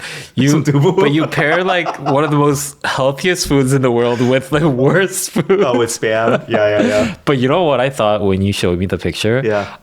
Number one, I thought it was genius because I thought it would go really well, but something that I've never thought about. This reminded me of like the very early AI era of like when, you know what, when Watson was a thing? Watson. IBM Watson. Oh, you're talking like 90s. Is that the 90s? I think it was like mid Early 2000s. Okay. Anyways, you know what really, I don't know if it was really true, but I saw this article, which I thought was really fascinating, is that when AI started to make recipes, it made recipes that go against everything that is conventional in like cuisine wise, right? Yeah. But it only understands what the taste profile is for every ingredient, and it comes up with very innovative food, and it tastes really good. And I thought that was fascinating, right? Because like a lot of things that hinders the human mind is like the convention, right? Yeah. And so I never thought about, putting spam in my dubu kimchi. And I thought that was kind of brilliant. Come on. Spam and kimchi are a match made in heaven. I know, but you never put, but like in a Korean mind, when you think dubu kimchi, it's like a thing, right? Has to be pork. It has to be like pork and then yeah. kimchi. Feels so good. Yeah. I'm like bokka and kimchi every day now. I'm like, who have I become? So I'm not making a sandwich. I'm making dubu kimchi. Is it because you don't have ingredients for a sandwich? No, I had sandwich ingredients. What's your go-to sandwich? Oh, ham and cheese. Grilled? I don't like them hot. I should say I like melts, like hot sandwiches too. But I'm a purist. I like them cold. Yeah. Is it because you're too 귀찮아? No. I for my kids, I'll always make melts. I think they prefer it. Some butter on the. Oh, it's so good. Put some butter in there. But when you make dubu kimchi, have you made dubu kimchi before? I don't think so. Oh, is this not like a thing people do? First of all, it's a convention thing. Uh-huh. When you think dubu kimchi, Yeah. it's always a anju. Oh, you eat it with liquor. Yeah. Oh, is that It's a an thing? anju food. I didn't know that. See? That's why. And so you I just love the flavor profile. and so you It's rarely tasty. think about having it like as a normal food. But see, wouldn't anju food be more like the food you just make at home? It's very quick and casual and kind of tasty. Sometimes they are. Yeah. There are foods that are considered both as a food and anju. Yeah. But I think dubu kimchi is a very much like of an anju thing. I never knew that. Yeah, it's a makgeolli and dubu kimchi. See, that pairing in my mind would be perfect. Yeah. But it's good on its own too. It is. Oh, interesting. Yeah. Okay. So you don't even think of Like cooking it. pajeon is an anju, but it's No. also good for Okay. just the food. Yeah, pajeon is. But dubu kimchi is like, for me, it's an anju. Like what? I order it every time I see it because I love it. I wonder if Ah. people are like, why is that guy getting dubu kimchi by himself in the middle of the day? Have you ever ordered from that place that I ordered last time Which place? it's called? I don't think I would have. Yeah. Mar. I'm not going to cook this. I'm not going to order this because I can cook it now. But they have like pajeons and stuff. Ah. Yeah. Okay. Anyways. Anyway, June. Yeah. My comfort food at midnight now is no longer a sandwich. It is very healthy though. It's so weird. Would you? It's not even like gimbap and like jangjorim. That's like in college. Yeah. Hetban, kim, jangjorim. That was like my staple meal. Maybe an egg if I'm feeling fancy. But Oh, that's a luxury having I know. 장조림. oh, my parents would. That's the one thing they would send me to college with. Oh, nice. Yeah. Would you actively always put spam in now, even if you had the pork? No. If I had pork, I'd put in I pork. see. Yeah, for sure. It's better with pork. Okay. But namyeon is the go-to Korean midnight. Just like I want to cook something quick and I'm hungry. In the US, I'm pretty confident it's a sandwich. Okay. Let's. I have one. Oh, speaking of like convention thing, you know Yeah. what really blew my mind when I was in grad school? What? Like their midnight snack Yeah. would be a bag of popcorn. Oh yeah, or chips. Yeah. And That's that weird for you? blew my mind because as a Why? Korean, popcorn is a thing that you only eat in a theater. No, June. Popcorn is a thing you eat while watching movies, which Yeah. more often than not is at home. It's not at home. Yeah. It is at home. Yeah. For a Korean, it's Oh. not. So it's something that you only eat at a theater. You watch movies at home, no? But you never have it with popcorn because you never have popcorn. Have popcorn at home. Yeah. Why is this? Were microwaves ubiquitous in Korea? Yes. But Growing we up? don't have like microwavable popcorn, I think. Yeah. I mean, I've still to this day never popped popcorn on my own. It's always from a microwave bag. Yeah. Wow. We actually have we always get it from Costco. Yeah. Costco ones are good. Our house is always stocked with the microwavable popcorn bag Yeah. because my kids love it. But when I realized that it could just be a snack, right? Because Yeah. it's a perfect snack. Interesting. I thought that was very. Put in your mind, you eat it when watching a movie in the theater. Yeah. Because you didn't grow up with it. I bet it could be a hit in the US, in Korea. In Korea, yeah. Microwave popcorn at home. I think people are starting to do that because of Costco. Also, I've seen like giant bags of popcorn pre-popped. Ah, Though I've seen those around. in 편의점s, right? Yeah. I think Korean people only have it during when they're watching a movie. But it's nowhere nearly as good as the microwavable ones. Yeah. Pretty good. All right, June, two more. One's a rant. Toss, which is the ubiquitous fintech app in Korea. Basically, everyone has it installed. You use it to send money to other people. And the reason it's so convenient is because the bank apps are very outdated and kind of like very annoying to use, at least for me. But the other day, Toss just blocks me and it says, you know, we need you to upload your residence ID card, front and back, scan it. So, okay, no big deal. The thing is, June, it didn't work. It kept failing over and over and over. And then I like literally couldn't use Toss for a day or two. It was They super have annoying. 24-hour support though. Famous for that. I couldn't find it. Yeah. You couldn't find And if that. I did, would I talk to them in English? Like, I don't know. I think they could. Maybe there's enough. But I looked for, I actually didn't look that hard. But I did like browse the app a little bit trying to find like, oh, how can I contact someone? Anyway, I feel like this was a foreigner thing because they're like, oh, like we're requiring all foreigners to like re-update their ID or whatever. And because it's kind of an edge case, like this is not the thing every Korean's facing. I guess I wasn't surprised that it didn't work that well. But yeah, I was very annoyed. So I just wanted to gripe. That's surprising because Toss, I think they're known for, I think their slogan is like finance for everyone. And when they say everyone, they specifically sometimes mention foreigners coming to Korea and they want like to quote unquote liberate them from like the traditional bank apps. Yeah. Let me be clear. It's been awesome. Like Toss, once I installed Toss, got it set up, everything is easier for me to do. It just kind of works. Yeah. But this was the one like hiccup. It was really annoying. Speaking of Toss, I have a little rant to do on Toss as well. I think their product is awesome. Yeah. But again, I use it daily, so yeah. Because I'm designing for an app that's supposed to be servicing in like 17 different countries, right? And I feel like their luxury, Toss, because they're known for like having really good user experience, is because they're only servicing in Korea. Yeah.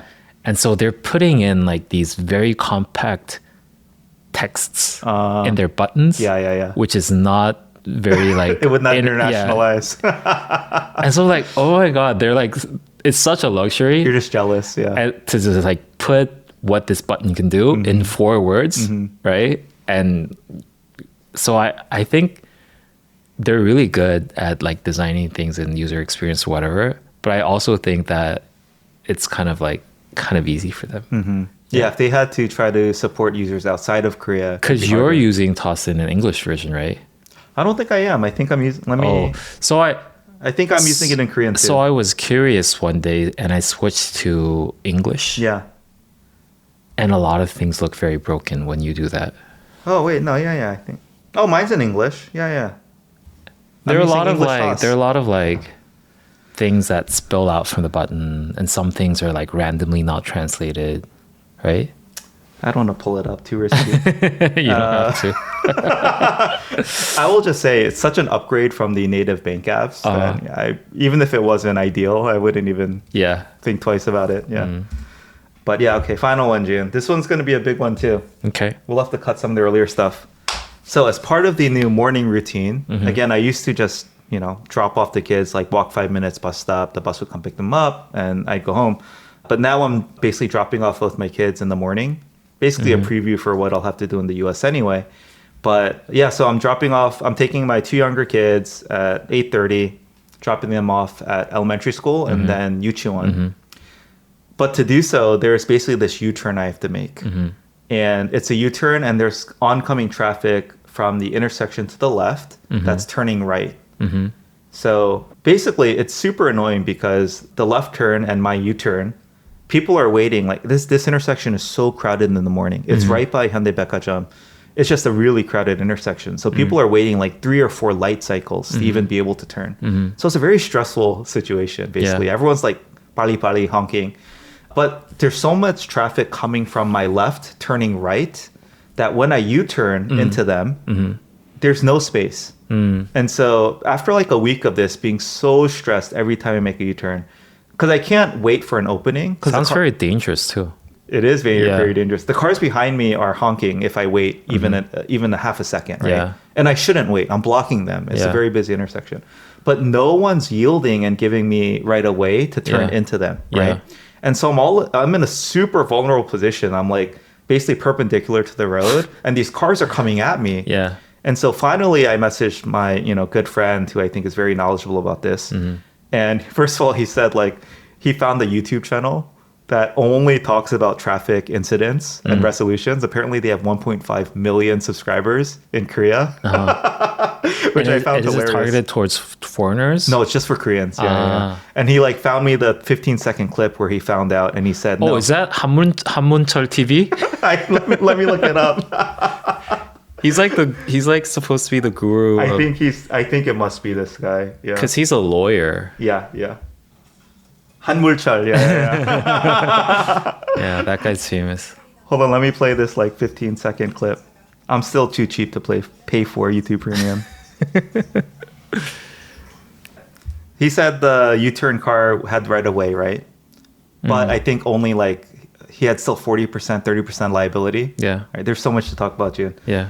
First of all, the fact that you knew who this person was. There is a YouTube channel dedicated to traffic resolutions that most Koreans know about. You don't even drive and you know about it. He's very famous. I think that's hilarious. That is awesome to me. He got famous from like a corner in one of the morning shows, like basically Good Morning America equivalent in Korea. And he got very famous for that. And now he has his own YouTube channel. That is hilarious. Yeah. He's so famous that even non-drivers know who he is. But yeah, the other thing I wanted to bring up was the driving. Even though in this situation, I found out that I do have right of way as the U-turn left green arrow. So I can go, and I think other cars are supposed to stop for me. Yeah. But what blew my mind was that even if I have right of way and someone hits me, it's not 100% to zero liability.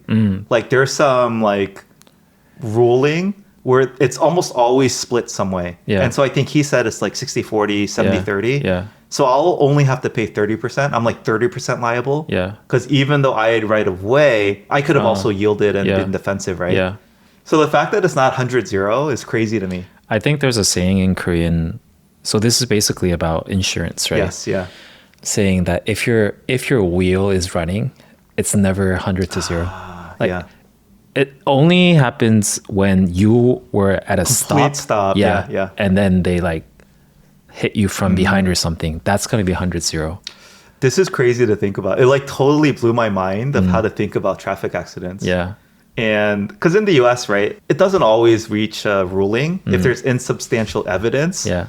And the two insurance companies can't negotiate, blah, blah, blah, figure it out. They'll split it 50-50 usually, right? But otherwise, if there's evidence, it's always 100-0. It's like who was in the error. And if whoever was in the error, they're 100% liable, basically, right? Interesting. And at first I was like, oh, this is terrible. Like, how can they operate this way? Because even if I get in an accident, it's not my fault. Yeah. You're saying I'm 30% liable? Come on, that's crazy. But actually, the more I thought about it, Jun, it's like the Korean method, it's more like game theory optimal. Have you heard of prisoner's dilemma? Yeah. Yeah, this like, and you know, game theory optimal, it's a poker term, but it's, I think, reached other things too. But Yeah. I can't say poker term. I think it became famous because of poker, but it's just a game term. Yeah. And like, if everyone is operating, if everyone's making decisions in the optimal fashion for us together, right? It's like some steady state where you should always behave this way for everything to be optimal for everyone. Yeah. I think the Korean system is more in line with that. Because basically in the US, if I have right of way, I'll do anything. Because I know even if I get in an accident, it's like you're going to have to pay 100% of the damages. But in the Korean system, even if I have right of way, the other person was wrong, it's going to be like 80-20. So I still have to pay something. Yeah. So the best thing for both of us to do is to both yield, Yeah. right? And so now no one wants to get in an accident, even if you have right of way and only, but you still have to pay 20% of the liability or whatever. So anyway, it's very different. And I thought it was fascinating, the difference. Oh. Because like, we talk about this a lot, right? Koreans are a very black and white society. So in my mind, I would think like, oh, well, Koreans would say that person was wrong. They're 100% liable. But it's actually not that way for traffic stuff. And the more I think about it, the Korean system's better. Yeah. I think it's better. Now that you frame it that way, I think it's the American way is kind of dangerous. It is. Because if you're so sure that I'm so right, It right? is, yeah. But it's your life that you're risking. Yeah. It's not about the insurance anymore, right? No, and then there's all these things where like, if again, I think the rule is if you hit someone from behind, you're always at fault, right? And so let's say the person in front of you like brakes as hard as they can randomly out of nowhere. And there's like various insurance scams and things like that happen. Even if they have no reason to brake, they brake as hard as you can. You hit them. You have black box evidence, everything. Yeah. You're still liable because the rule is you hit them from behind. It's just, it creates these really weird incentives sometimes. But anyway, I just wanted to bring this up. By the way, the right way, even though I'm not a driver, the right way to get into your way is to just budge in. No. So Jun, I know, now that I know this, Yeah. even though I know this is the right way to do, the next day after I, talked with my friend, saw this video, I was like, oh, I'm just going to do it. Yeah. I'm just going to like go. Yeah. Like they have to stop for me. I'm going to go. I cannot do it. It's like playing chicken, right? Like the game, like two cars are going at each other. Who's going to brake first? I always brake first. I just can't do it. These crazy, I can't say crazy because that's the Korean driving culture. Yeah. But the Korean drivers are just coming at me. They're not stopping. They're not braking. They're coming full speed. Because they smell their I- your vulnerability. I don't know how they know I'm going to stop. Because I'm not intending to stop. And then I stop. Yeah. And then it gets into the super annoying, awkward situation. Everyone's mad at each other. Yeah. So I will say this. I know I am not a good driver in Korea because I don't adopt the local conventions. Yeah.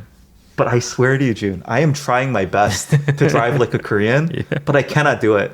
I cannot 100% go full speed U-turn into traffic that is coming at me without any indication that they're slowing down. I'm going to stop first. Yeah. That's one of the reasons why I don't really want to drive here. Anyway. But that is a very extreme situation though, right? It's In the not morning, that extreme, no. in front of Hyundai It is busy. Yeah. But this U-turn into right turn traffic from the left road, Yeah. it's not that uncommon actually. Actually, right in front of my apartment, I face this every time too, at least once or twice a day. The reason why that's not stressful is there's no cars behind me. I can actually wait until someone lets me in. I see. But the situation in the morning, it's so stressful because I have this huge line of cars behind me, like honking at me if I pause even a half second. And I have to go. But then I have to stop because the other cars are coming right at me, not slowing down. How do you do it though? How do you eventually go into the lane? So far, it's just worked out. I stop in the middle of the road and then the car's like, oh, this guy is so whack. Good Samaritan.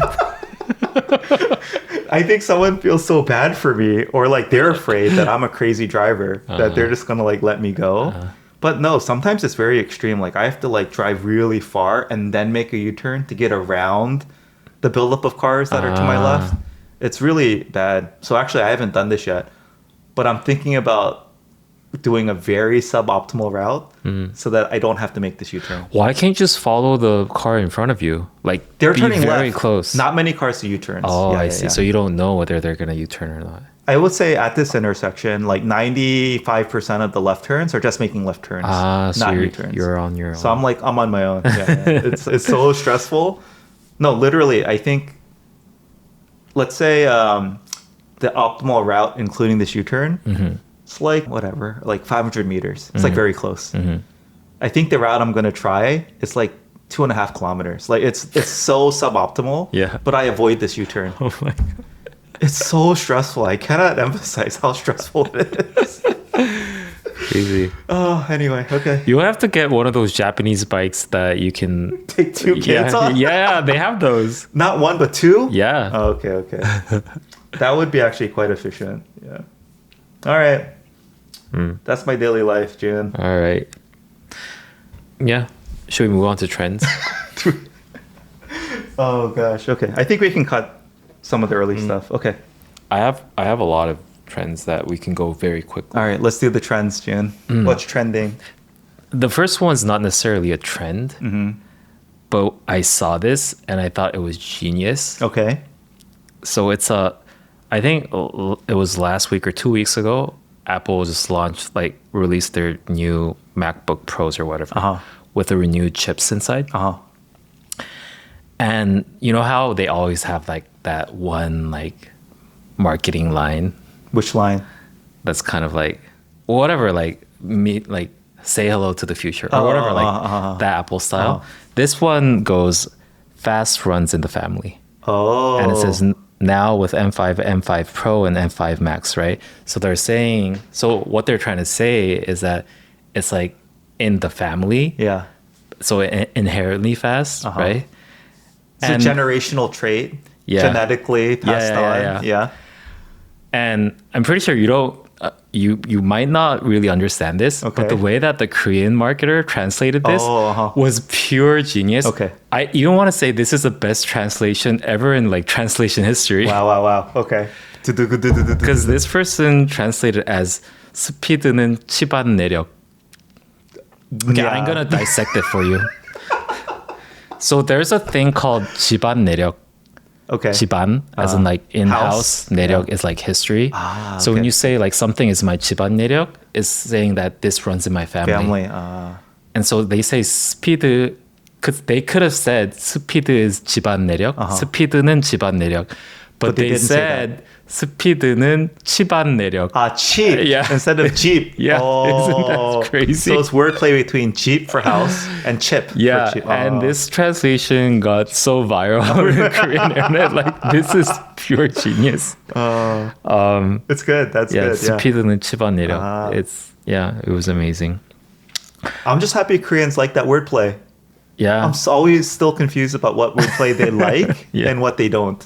But replacing Jeep for chip, they like. Yeah, Okay. 치반 내력. Okay. Because it's like, has double meaning also. yeah, it's like yeah. inside the chip also. For sure. Yeah. That's clever. The next thing is after the end of the Dubai 쫀득 cookie era, there's already been 2 different cycles of the next Dubai 쫀득 cookie. I know one of them you said. Yeah, it's the spring cabbage or something. 봄동 bibimbap. 봄동, Yeah. So 봄동 is like a type of cabbage that only grows during the spring, I guess, right? I don't know why. It's always been a thing. It was a recipe. Yeah. It wasn't a special recipe, but all of a sudden, I think because of like social media and people are trying to make things viral, Yeah. it became a thing and everyone started making 봄동 bibimbap. Yeah.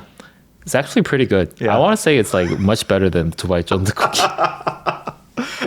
But this one's interesting to me. This has always been a dish. Yes. It just went viral and became popular this year. spring. Yeah. I don't know why. Interesting. I never understand how like viral content goes in modern social media. Yeah. I think people are trying to decipher it, right? Yeah. But I think it's pretty random to actually know the formula of it. But anyways. This to me is such a random thing to go viral though. I know, I thought so too. It's just for the audience, it's basically like a bok choy. It's kind of like a cross between a bok choy and a cabbage. Yeah. I want to say. It's just like a vegetable. Yeah. It's like a bok choy, and all of a sudden putting this in your bibimbap, which has always been done. Yes. But for some reason this year has become super viral. And everyone's making it in Instagram. So that's the next. And then there's a third generation, which is called the 버터떡. Never heard of it. Butter 떡, like rice cake? Yeah, but it's not actually a rice cake. And I think they call it a 떡 because it's a very dense type of bread. Carb? So I had it once. It tastes like a coffee bread a little bit. But it's pretty doughy inside. So I think that's why they call it a 떡. The texture is like 떡. A little bit. It's very dense and doughy. Doesn't sound like I would like it. Yeah. I don't know. I felt like this one's kind of forced. Yeah. Like there was a somebody who tried to make it, and it worked pretty well. Yeah. But 버터떡 is the third generation. Have you tried this one? I tried 버터떡. Oh, where can I try it? It's pretty much everywhere now. I have not seen it. Okay. It's in cafes, I guess. They'll have 버터떡, or like you can search for 버터떡 in your Kupang Neighbor, Kupang Eats. Yeah. I never tried the bibimbap. I think either. you'll like that. I think I would. Yeah. But again, it's not like a thing that goes viral in my mind. It's not. like honestly, it's like cheeseburgers. Yeah. But instead of American cheese, they're putting Swiss. Yeah. Viral. Yeah. So in my mind, I'm like, do I even want to try it? Yeah. I'll enjoy it, but it's not like a viral thing in my mind. It's not. Yeah. It's not a viral thing in anyone's mind. I think that's why it became viral. It's so weird. Yeah. Okay. The next one is, I think you sent me this too. Okay. Is the Kimjang 조끼? No. Oh, the vest. Yeah. It's basically a vest thing that traditionally people, not traditional, but like back in the days. I wouldn't say it's like traditional as a hanbok. Yeah. But it's like 70s to 80s thing, I guess. Is it even that new? I thought it was like 60s. Maybe 60s too. Yeah. Like it's basically a vest that women specifically used to wear during the winter. And I don't think it's necessarily for Kimjang itself, but I think they just market it that way these days as a Kimjang 조끼. And I think it went viral because certain like the girl groups started wearing them. Oh, really? In variety shows. and it became like a thing because Yeah. it looked kind of cool. Kind of like a joke though, right? Yeah.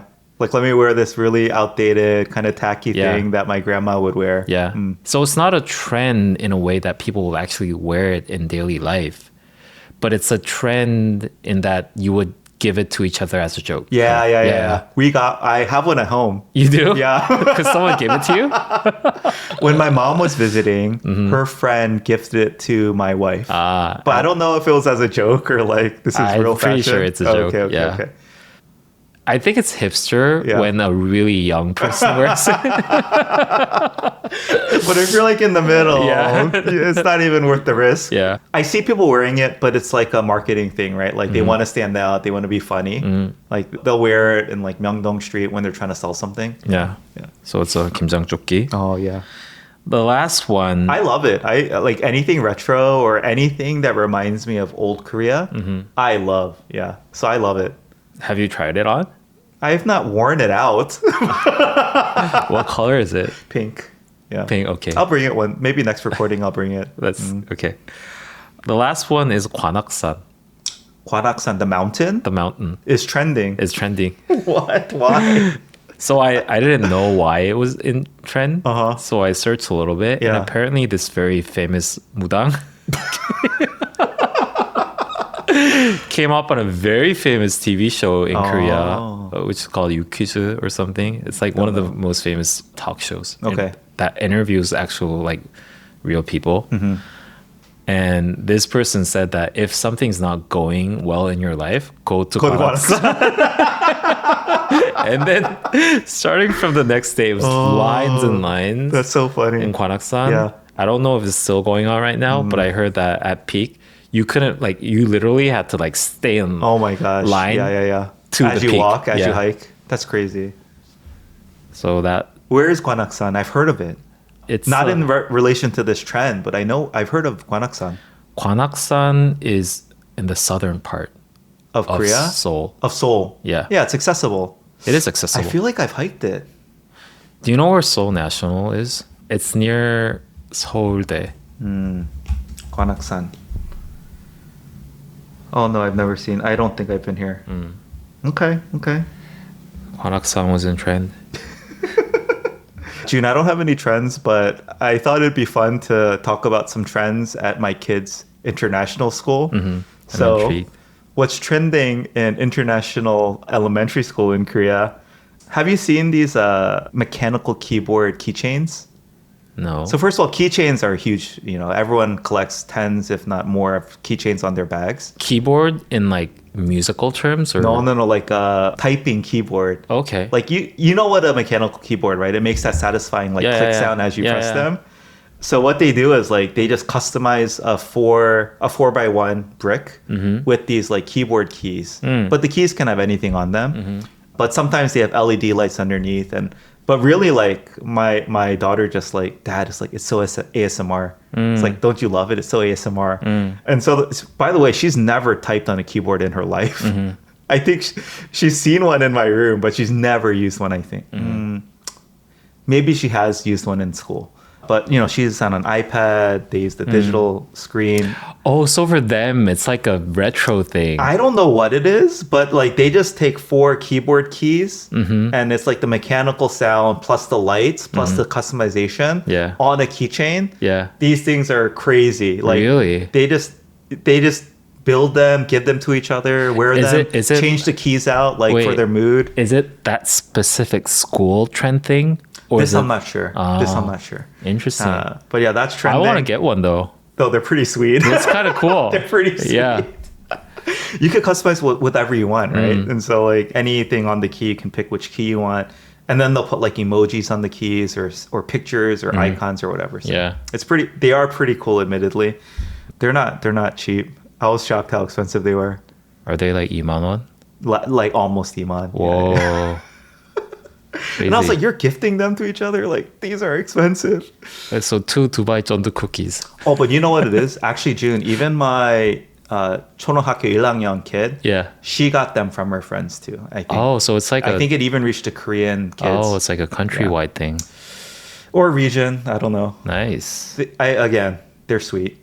The second thing is like these really thick stickers. They have a name. I don't know what they're called, but I just know them as the 3D stickers you get from Artbox. But yeah, they put them everywhere. They put them on their iPads. They put them on like kind of like squishy. Yeah. Again, like very textured and soft, but like thick. They're centimeter thick stickers. Yeah. And so they just collect stickers, pass them around, put them everywhere. I found them everywhere in the house. But those were a thing when I was growing up too, right? Were those they? things. I remember. It's not like a new thing, right? You've seen them before. It doesn't seem like a new thing. However, the thickness of the sticker to me stands out. It's not just like regular small, like thin but thick stickers. You know what I mean? But these are like really fat. Yeah, almost look inflatable. It's like 3-dimensional. Yeah. And so that's really in trend, passing them around. This was not a thing like a year ago for my kids, but they're obsessed with them now. Interesting. Obviously, there's some iPad trends, but those are not that interesting. Oh, this one was funny. So I think this is very unique, maybe to even my daughter's classroom. But she will take Post-it notes and then cut them out in shapes and then stick them to her fingernails to basically look like fingernail art. Which daughter? My third grader. Wow. Yeah. So she'll like... That sounds very like girly? No, preschool thing. Oh, interesting. Yeah. No? Wait, if you're a third grader, why wouldn't you actually have like the nail thing? But it's not like nail art. It's like, long, extending, it's like long fingernails. Yeah. It was just a thing. But she was like, Dad, this is like so in trend right now. Everyone's doing it. Cool. I could go on, but yeah. The ASMR keyword was the main one I wanted to talk about. Is it ASMR though? I feel like there's a different term for that. It's for your like the tactile feedback. Yeah. But the click is also very satisfying. Yeah. I think it's not only the pushback on the key, but also the click sound it makes. So I think it's ASMR, but also maybe something else. Did you used to have a mechanical keyboard when you were working? Oh, I didn't. No. I think in the office, the mechanical keyboard can be quite obnoxious because of how loud it is. Yeah. But I have to admit, it's very satisfying to use. Yeah. It's like, I think it's like an engineer thing. I've seen a lot of engineers have those mechanical keyboards. Totally. Yeah. And they're very expensive. They are expensive. They're like 60만 원. 60만. That expensive? Yeah. But that's for like the ultra premium LED everything, right? I don't think it's for like the bells and whistles. I think it's for the mechanics. Dang, that's expensive. Yeah. For our audience, 60만 is like roughly what, like $400? Oh my god, the exchange rate. I almost want to say 600. Oh, by the way, this is another news thing. Yeah, we didn't talk about that yet. Yeah. Are we going to get to it? Yeah, news. No, we haven't. No, we'll get to it. Yeah. Yeah, okay. Any other trends? No, I think that's it. I love how we can cover from trends from like the 13-year-olds all the way up to like 13. She's 8. Oh, she's 8. Third grader. Yeah, 8 to what? The 30s and 40s. Any other trends? That's all I have. Okay. All right. Moving on to news. So again, the date of recording is March 22nd today, and yesterday was the historic, or they wanted to make it. Tell me how you really feel, Jun. I don't know. So yeah, it was they made such a big deal out of it. They did make such a big deal about it. The BTS comeback after their military service or for whatever. Arirang. Yeah. Filmed in front of Gwanghwamun. And they live. Oh, sorry, Gyeongbokgung Palace in Gwanghwamun. Yeah. Yes. That gate is called Gwanghwamun. Oh, okay. And so, and they live broadcasted it all around the world. Yeah, live on Netflix. And it was they made it such a big deal. And I know that this might offend the armies. Oh, we're going to get in trouble. Yeah. But as a normal person who, by the way, I think BTS is a much bigger thing outside of Korea.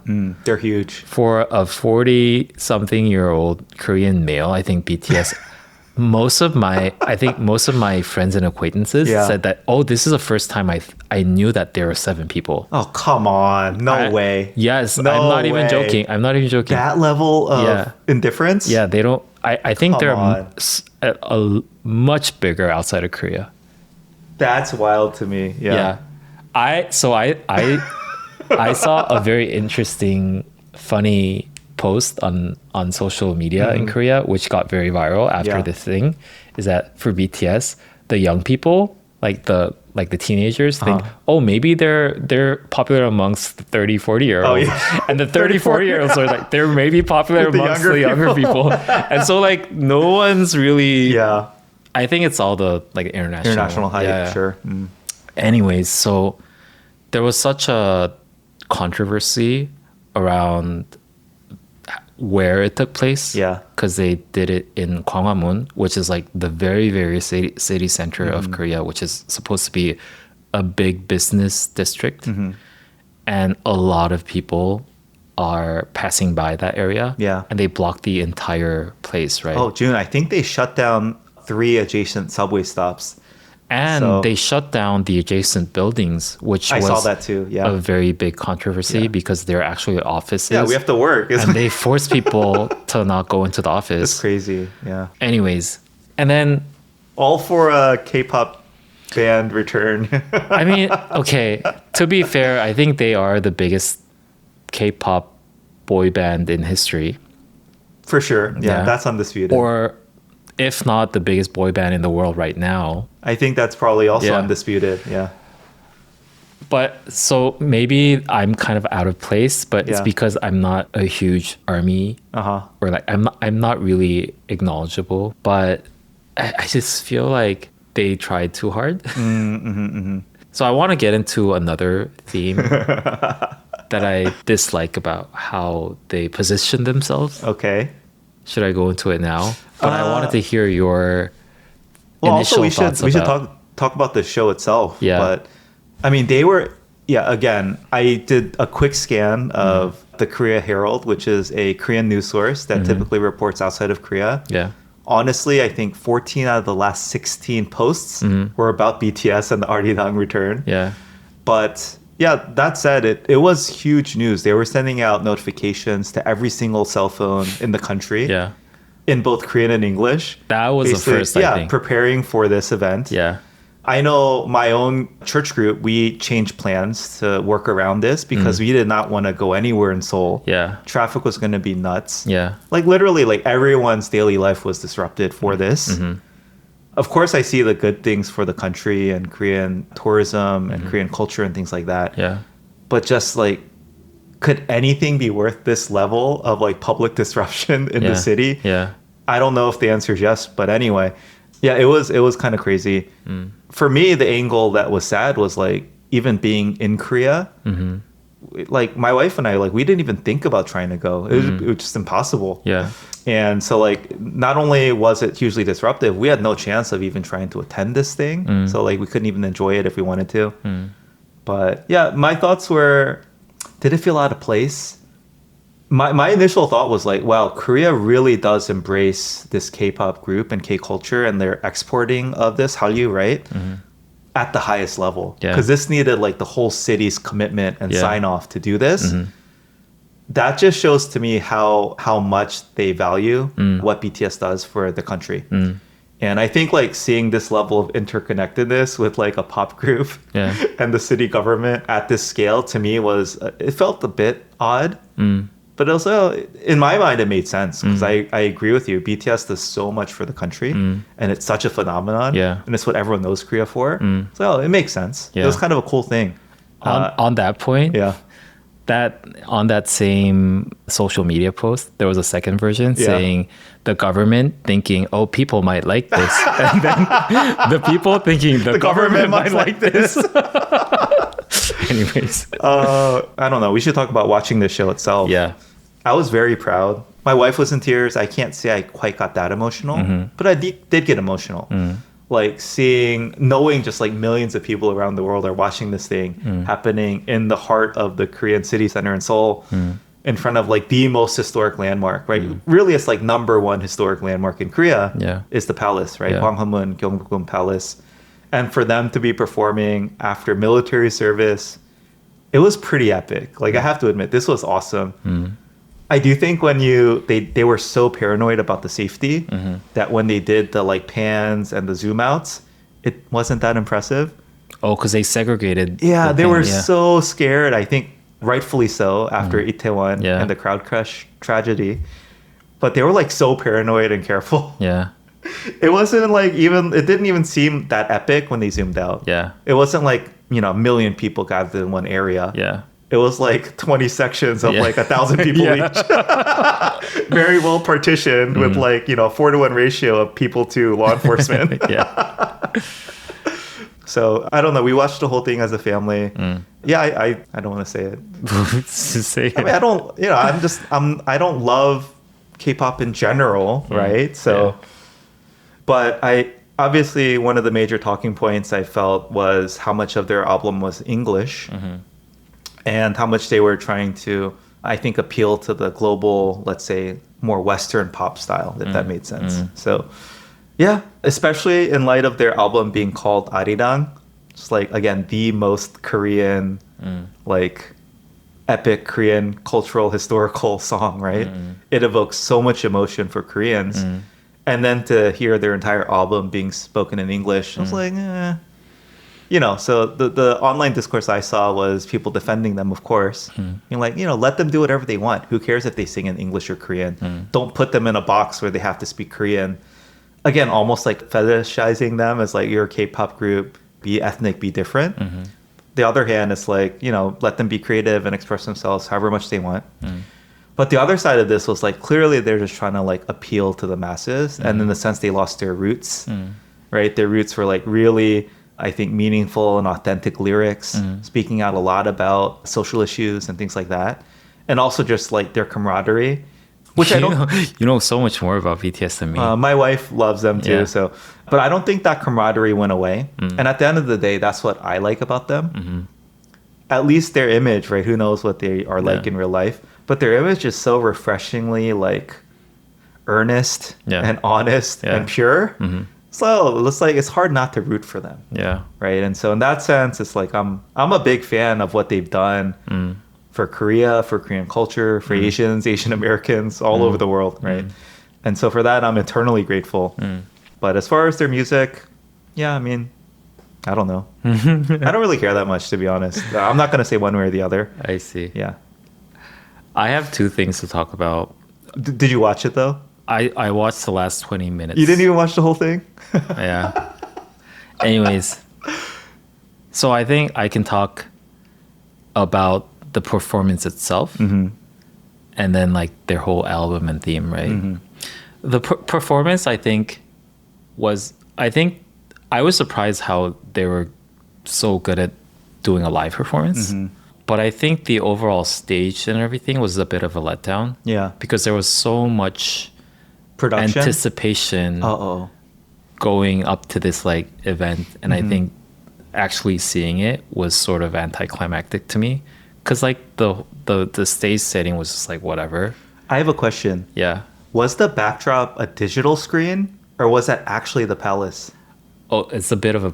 I think it was a bit of both because they're projecting something onto the actual palace. Oh, were they? Okay.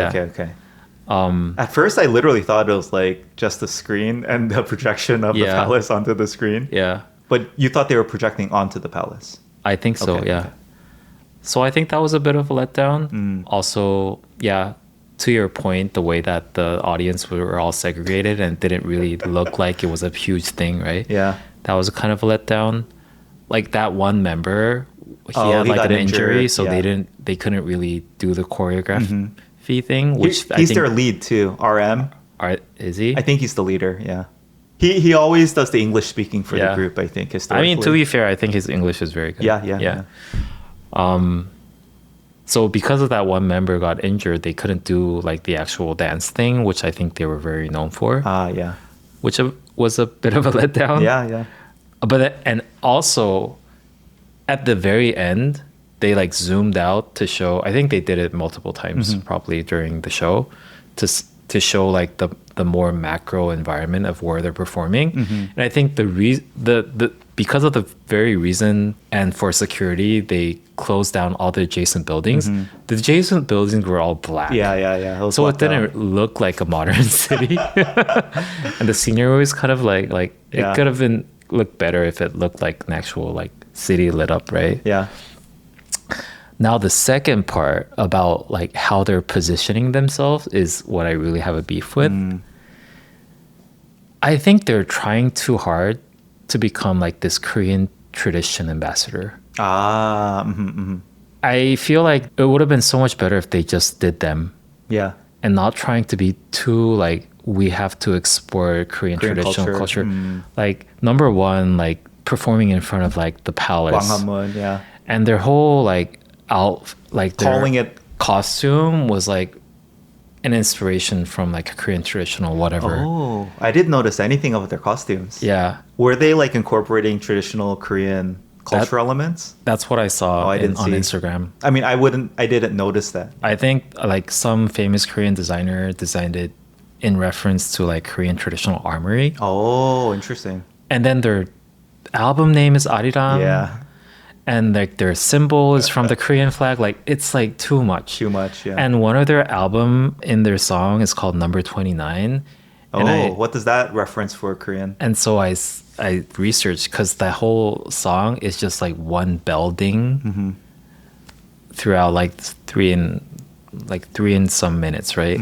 And it's number 29 because there's this very famous bell, traditional bell in Korea from the Silla dynasty. Supposed to be like 1300 years old. And that's like numbered the 29th national treasure. Oh, I see. And the whole track is just like that one ding from the bell because it's supposed to be famous for like the reverberation being long. I mean, like, come on. It's like, trying too hard, yeah. Who told you to be... Maybe the government did. I don't know. Maybe the government did. I just feel like they're more authentic when they're just doing whatever they want to do. And so I personally don't have a problem them singing 100% in English because majority of their fan base is outside of Korea. So I think that's fine. Like, don't try too hard to become the symbol of Korean tradition, right? I think that's kind of corny. Don't force it. Yeah. I don't know. Maybe like coming from a Korean American perspective, maybe it's a proud moment. Yeah. But as a Korean, it's like, oh, like just do whatever. Yeah. Do your music. Like, yeah. I would agree with that. Yeah. I think my wife, maybe I shouldn't speak for her. I'll just say this. She loved their, like, let's say 2013 to 2018 era the most. Yeah. But she really loves their older stuff. Again, it was so much more authentic and earnest and pure. Yeah. And just them being artists, right? And not trying to carry the weight of the entire country on their shoulders. So. I think they might be going through an existential crisis. Yeah. Because I heard that the reason why they got very famous is because, by the way, this is what I hear from a lot of people who are not really into the BTS, like the fan culture. But Koreans, this is a very common thing most people say. Like, what are they different from all the other boy bands? Oh, yeah. Because they, like, the song's pretty much the same and their dance is pretty much the same, right? There are a lot of other boy bands that are just as good as them, right? So what's so special about them? And so this is what I heard from a BTS fan is that they told me that they have a narrative of like they weren't very famous in their very early eras. Yeah. And they like that hustle mentality is what made them very famous. And they're like choreographed and everything. They're so like 열심히 해 to like survive. And that became like this whole narrative. Right.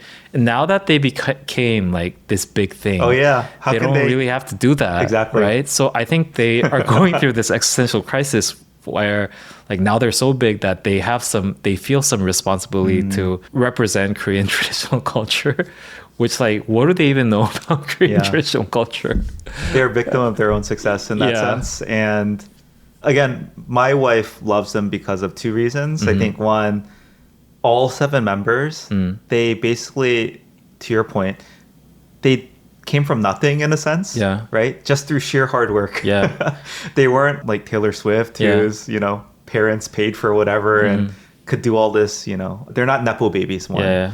Which I think a lot of K-pop idols do come from money, right? And like are able to pursue this because of that. Yeah. And two, they were like kind of an unknown Agency. studio agency. Yeah, they weren't one of the big three, right? Yeah. And so it's just like an underdog story. Yeah. And I think, that appeals to me too. Yeah. And I think that sort of hustling and diligence is I think that is the real image of what we can export as Korean culture, modern Korean culture. Yeah. That mentality. Underdogs, hustle, sheer and hard like work. Camaraderie and everything. You don't have to go to like traditional stuff, right? I think. I get it. Yeah.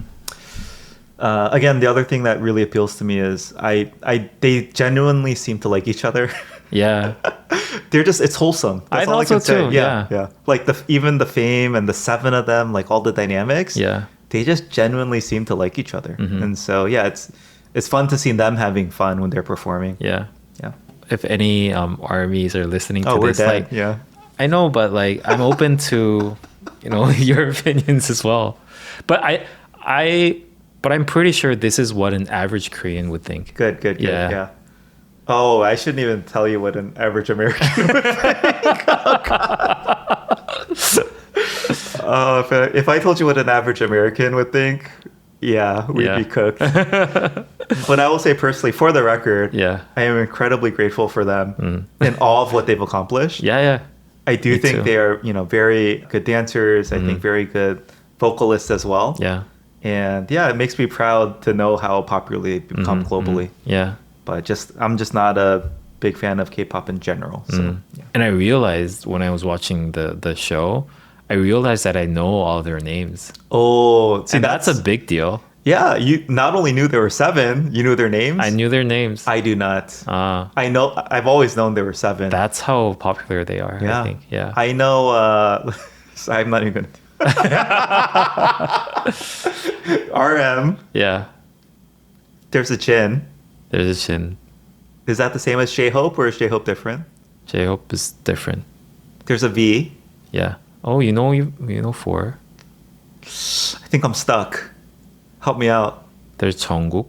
How could I forget Jungkook? I think I heard that he's like the main character. But Jungkook, I heard, has the most solo potential. Yeah. Okay. Jungkook, how could I forget Jungkook? Okay. Yeah. Do we go 5? 5, yeah. Who did I miss?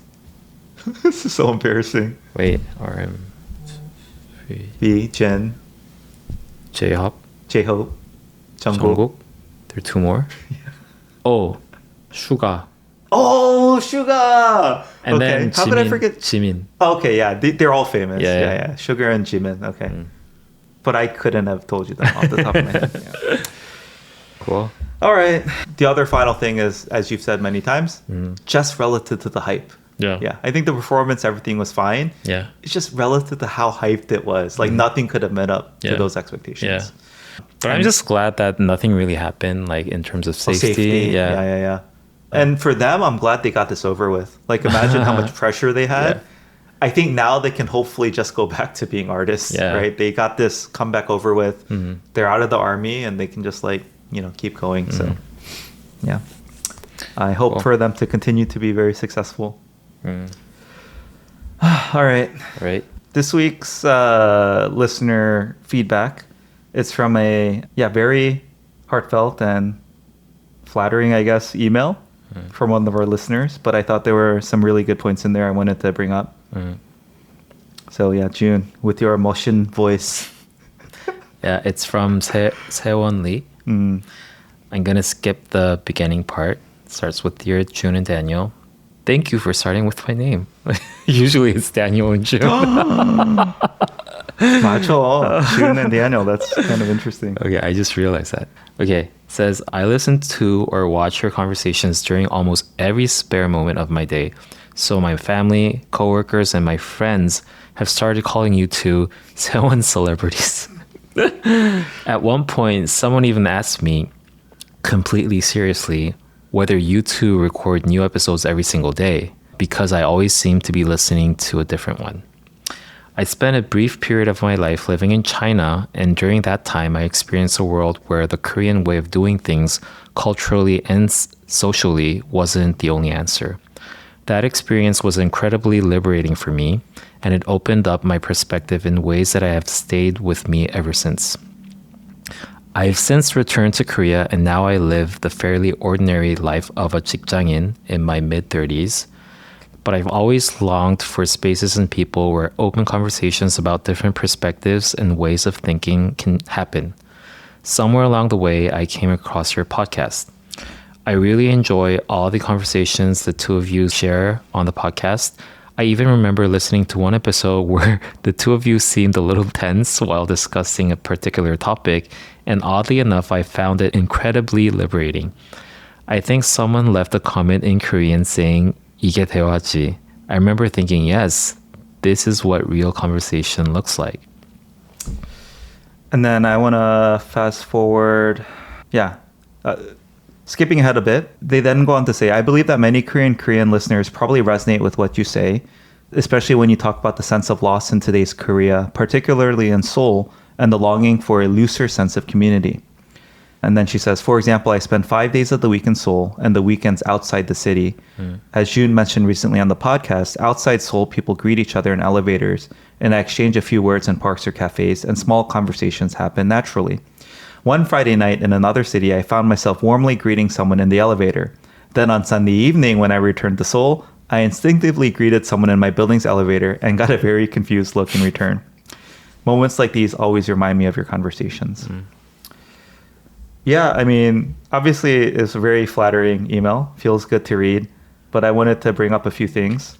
First of all, like their experience of living outside of China. And then like I experienced a world where the Korean way of doing things culturally and socially wasn't the only answer.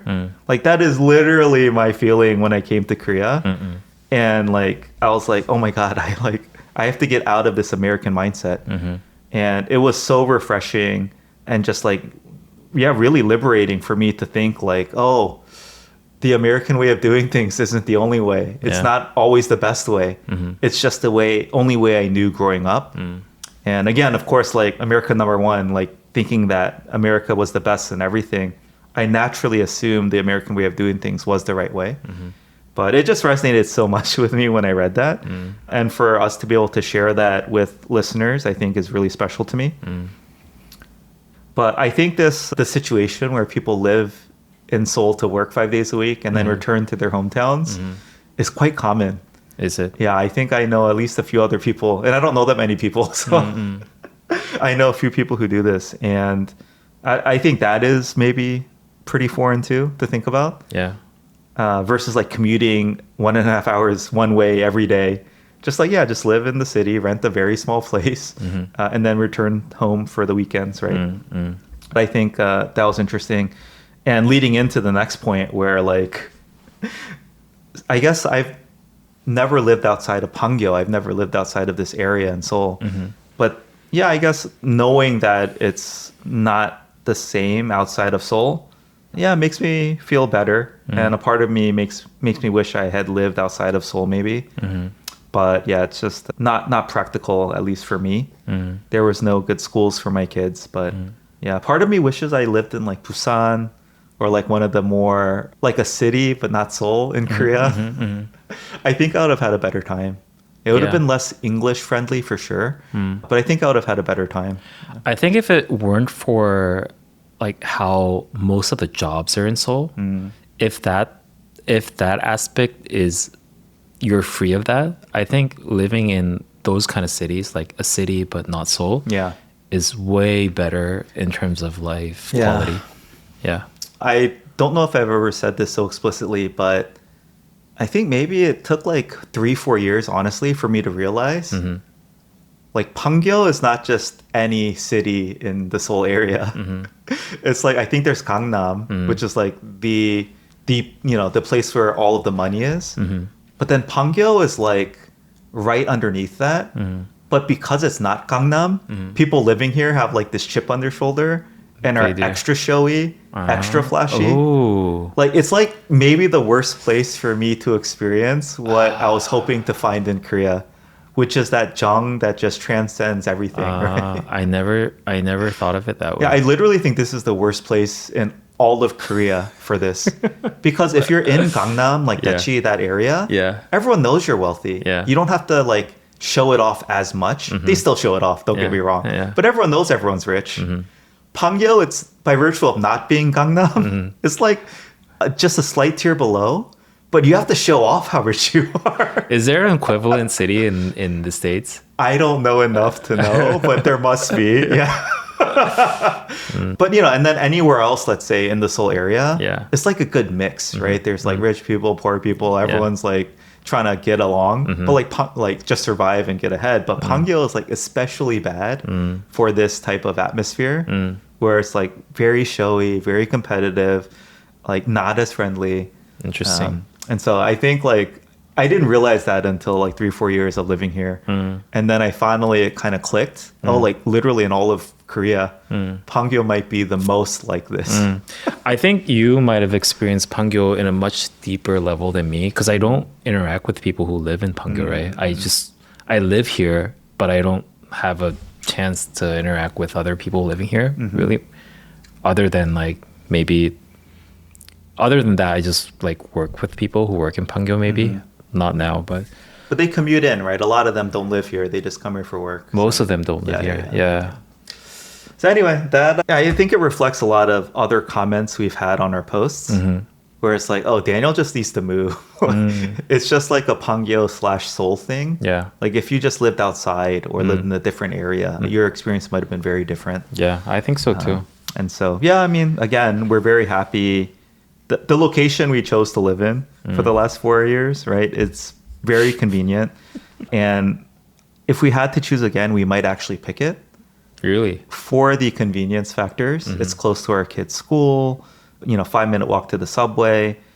Everything's kind of like bigger and more spaced out. The parking spots are bigger. Yeah. Like when I go to Jeongja, the park, I'm like, oh my God, it's so bad. Even Jeongja. And that's not even Seoul, right? Seoul's even worse. Yeah. And so overall, it's been very convenient. But as far as this, like the coldness of strangers type thing, being, again, extra showy and competitive in seemingly every aspect of life, I think Pangyo is like maybe at the very top. So. Yeah. And she also mentions that whenever she has an occasion to meet people from other countries, she borrows the conversations or the points that we made in the podcast, and she says like, oh, I should probably buy him a meal, because she borrows our conversations a lot. But yeah, feel free. It's No, please continue sharing. If anything, we are grateful that you will help push the ideas that we talk about. So thank you. That's it for this week. As always, if you'd like to support our podcast, the best thing you can do is share our content with someone who you think might appreciate it. Beyond that, you can send us comments via email, YouTube posts, Instagram, etc. We read and treasure every single one. And finally, if you want to support us financially, on Patreon, for the minimum tier of $1 a month, you too can get access to our Discord, where you can engage with other fans and listeners, suggest future episode topics, and give us feedback directly. Since last recording, we've had three new Patreons. First, thank you to Paul. Thank you, Paul. Thank you to Jeong-sik. Thank you, Jeong-sik. And finally, thank you to Jihyun. Thank you, Jihyun. It means a lot. All right. That's it for this week. Yes. See you next time. See you. Bye.